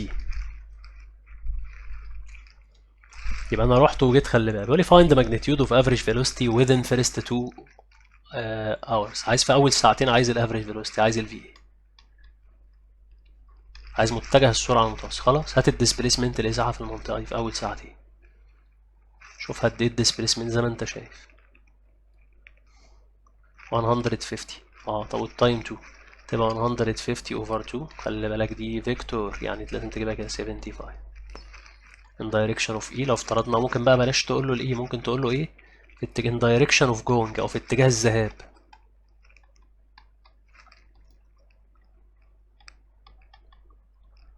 ولو انت افترضت اتجاه الذهاب اللي انت ماشي فيه في اول تراك اهو ايه، ممكن تقول له in direction of E، مفيش مشكلة، لان انت مشيت وبعد كده وقفت زي ما انت شايف الفترة اللي انت واقف فيها، الفترة اللي انت ايه واقف في نفس الايه المكان ما اتغيرتش. وقفت شوف مدة قد ايه من بعد 2 اور بعد وقفت لحد ايه 5، يعني انت وقفت 3 ساعات تاني. ففي فترة 3 ساعات انت وقفت فيها وبعد كده كملت تاني، بس كملت ايه انت رجعت تاني. يعني انت كنت ماشي كده من ايه مثلا سيلي بيه هنا اهوت، بعد كده وقفت هنا 3 ساعات، بعد كده رحت لافف ورجع تاني يا معلم، رجعت تاني نفس النقطة اللي ابتديت منها. طيب بيقول لي فايند ذا ماجنتيود، ممكن تجيبها بالاسلوب بالميل، يعني ممكن تجيبها بالاسلوب. شوف البوينت دي النقطة دي كام وكام والبوينت دي كام وكام. دي 0 0 زي ما انت شايف هتريحك في كل حاجة. دي طبعا الاكس بتاعها ب 2 والواي بتاعها 150. هتقول له الواي ماينس الواي يبقى 150 ماينس 0 اوفر 2 ماينس 0. توفيرا للوقت الزيرو ملوش لازمة، هتبقى 150 اوفر 2 اللي هي نفس الايه نتيجة. بيقول لي find the magnitude of average velocity within the last 3 hours، في آخر 3 ساعات هنا اهو، اللي هو من أول 5 لحد 8 آخر 3 ساعات. يلا هات لي سلوب برضه نفس الكلام، يقول له في ايكوال. يلا البوينت دي احنا ايه نجيب الكوردينيتس بتاع الإحداثيات بتاعتها، تطلع الاكس بتاعها في 5 والواي بتاعها 150 أو 150 النص هنا، والبوينت هنا دي الاكس بتاعها ب 8 والواي بتاعها ب 0. يبقى يلا بينا الواي ماينس الواي بقول له 150 ماينس 0 اوفر الاكس ماينس اكس 5 ماينس 8، تطلع 150 اوفر نيجاتيف 3 تطلع نيجاتيف 50. كده افهم الاشاره النيجاتيف مين؟ افهم ان انا ماشي عكس المسار اللي انا مشيت فيه قبل كده، ان انا رجعت بدات ارجع زي ما انت شفت. يبقى اقول له انا كده ماشي كده، اقول له كده، اقول له 50 كيلومتر بير اور in direction of going back، في اتجاه العودة، في اتجاه الرجوع برجع تاني لمكاني. بيقول لي وات داز هوريزونتال لاين سيجمنت مين؟ الخط الافقي ده معناه ان انا وقفت. يبقى اقول له مينز، اقول له كده، اقول له الكار اي كار ستوبت فور 3 اورز، قعدت 3 ساعات قاعدة مفيش حركة، قعدت مرتاح بقى بخيم في الشارع او بتفسح، قاعد 3 ساعات. بيقول لي find اتش افريج سبيد and average velocity during the whole journey، في الرحلة بقى كلها عايز الافريج سبيد، عايز السرعة متجه السرعة المتوسطة، عايز الافريج فيلوسيتي، عايز سوري الافريج سبيد اللي هي السرعة المتوسطة، والافريج فيلوسيتي اللي هي متجه السرعة المتوسطة. طب انا هسألك سؤال، الافريج فيلوسيتي انا اقدر اجيبها في ثانية ليه؟ عشان انت رحت ورجعت في مكانك تاني، وطالما رحت ورجعت في مكانك تاني يبقى الاس بتاعتك بزيرو. الفي ايه بقى في التريب في الرحلة كلها؟ مش انت رحت وجيت تاني في مكانك، رحت ورجعت تاني بيتك، يبقى انت الاس فيكتور على التايم، الاس فيكتور هنا بزيرو، او فيكتور متجه الصفري، لان انت رحت كده وجيت كده، رحت كده وجيت رجعت لتاني نفس نقطة البداية، شوف بيتك اللي انت رجعت له تاني على التايم، تبقى دي هنا زيرو، لا او فيكتور عشان دي فيكتور كوانتيتي، دي كمية متجهة. طب هو عايز الافريج سبيد، عايز السرعة المتوسطة. طيب شوف انت مشيت اللي قد ايه. طيب الافريج سبيد اللي هي الفي ايه، عايز مسافاتك كلها على زمنك كله. طب انا مشيت كده 150 كيلو وبعد كده رجعت كده 150، يبقى انا مشيت 150 بلس 150 150 و150 يعني مشيت 300. طب خدت ده في كام ساعة يا عم؟ في 8 ساعات في 8، يبقى ديفايد 8 على التايم 8، يبقى 300 ديفايد 8 تطلع 37.5 كيلومتر بالراحة. دي بقى الافريج فيلوسيتي، الافريج سوري سبيد، السرعة المتوسطة. يعني دي السرعة اللي انت لو مشيت فيها بشكل منتظم في الوقت ده كله، في ال8 ساعات دول كنت ايه مشيت بالسرعة 37.5 كيلومتر بالار بشكل منتظم في الوقت ده كله اللي انت خدته، كنت ايه هتقطع نفس المسافة، كنت هتقطع 300 كيلو دول هم بس لو مشيت بشكل منتظم. انما انت هنا جيت ريحت ايه فترة 3 ساعات، لكن لو ما ريحتش الثلاث ساعات ومشيت بالشكل منتظم 37.5 كيلومتر بر اور في خلال ال8 ساعات دول، كنت هتقطع نفس المسافة، كنت هتقطع 300 كيلو. اخر مسألة في الجزء ده علشان احنا كده نخلص بارت 1 ده الجزء الاول في الدرس، وهنكمل بارت 2 اللي هو الايه الريلاتيف فيلوسيتي اللي هو السرعة النسبية ان شاء الله في فيديو تاني. بيقول لك train covered the distance between Cairo and Alexandria، يبقى قطر قطع المسافة ما بين القاهرة واسكندرية on two stage، قطعهم في مرحلتين. ادي يا عم دي اهي، انا ماشي من القاهرة، سمي البوينت دي ايه، ادي عند القاهرة، ودي ايه هو ماشي من القاهرة من القاهرة لاسكندرية، وبي وهنا سي. يبقى انا قطعت المسافة على مرحلتين من القاهرة لطنطا، يبقى هنا دي طنطا ودي كايرو ودي أليكس اسكندرية. يبقى من القاهرة لطنطا خدت مشيت 105 كيلومتر، 105 كيلو، خدتها بسرعة كام؟ 105 كيلومتر بير اور. ما تجيب لي التايم الوقت بالمرة، يبقى ايه الديستانس اوفر السبيد، مسافة على ايه؟ على سرعة، يبقى 105 اوفر 105. 105 دي كيلومتر ودي كيلومتر بير اور. طبعا الاور هنا تحت في الديفايد تترمى فوق تايمز، يعني تبقى 1 اور، ساعة. ده التايم الاولاني خدت فيه ساعة. طيب بيقول لي السكند ستيج المرحلة التانية فروم طنطا تو الكسندرية، من طنطا لاسكندرية اهو. يبقى انا مشيت كده وبعد كده ديستانس المسافة 120، يبقى هي دي ب 120 كيلومتر. خدت سبيد سرعة، قال لي السبيد اهي، هقول له 90 كيلومتر بير اور. ما تجيب يا عم التايم، سميه تي 2. انت خدت مشيت 120، يبقى الديستانس اوفر السبيد على 90 كيلو. 120 على 90 كانسل 0 مع 0، بقت 12 اوفر 9 تطلع 1 and 1 اوفر 3، ساعة وتلت. يبقى ده التايم التاني. وخلي بالك بيقول لك الترين ستوبد ان طنطا فور 10 مينت، يبقى هو قاعد في طنطا هنا كمان عندك وقت تالت، سميه تي 3 يا عم، وقت تالت ده 10 دقايق. انا عايز احوله لاور ساعة، يبقى اقول له 10 ديفايد 60، يعني 1 6 اور، سدس ساعة. يبقى كده ده الوقت كله. find the average velocity، عايز الافريج velocity during the trip. consider the train moves all time in a straight line، يبقى دي حركة مستقيمة خلي بالك. يلا هات الافريج velocity، يبقى اقول له الفي اي، يلا يبقى اقول له الاس فيكتور هو التايم، التايم كله الوقت كله.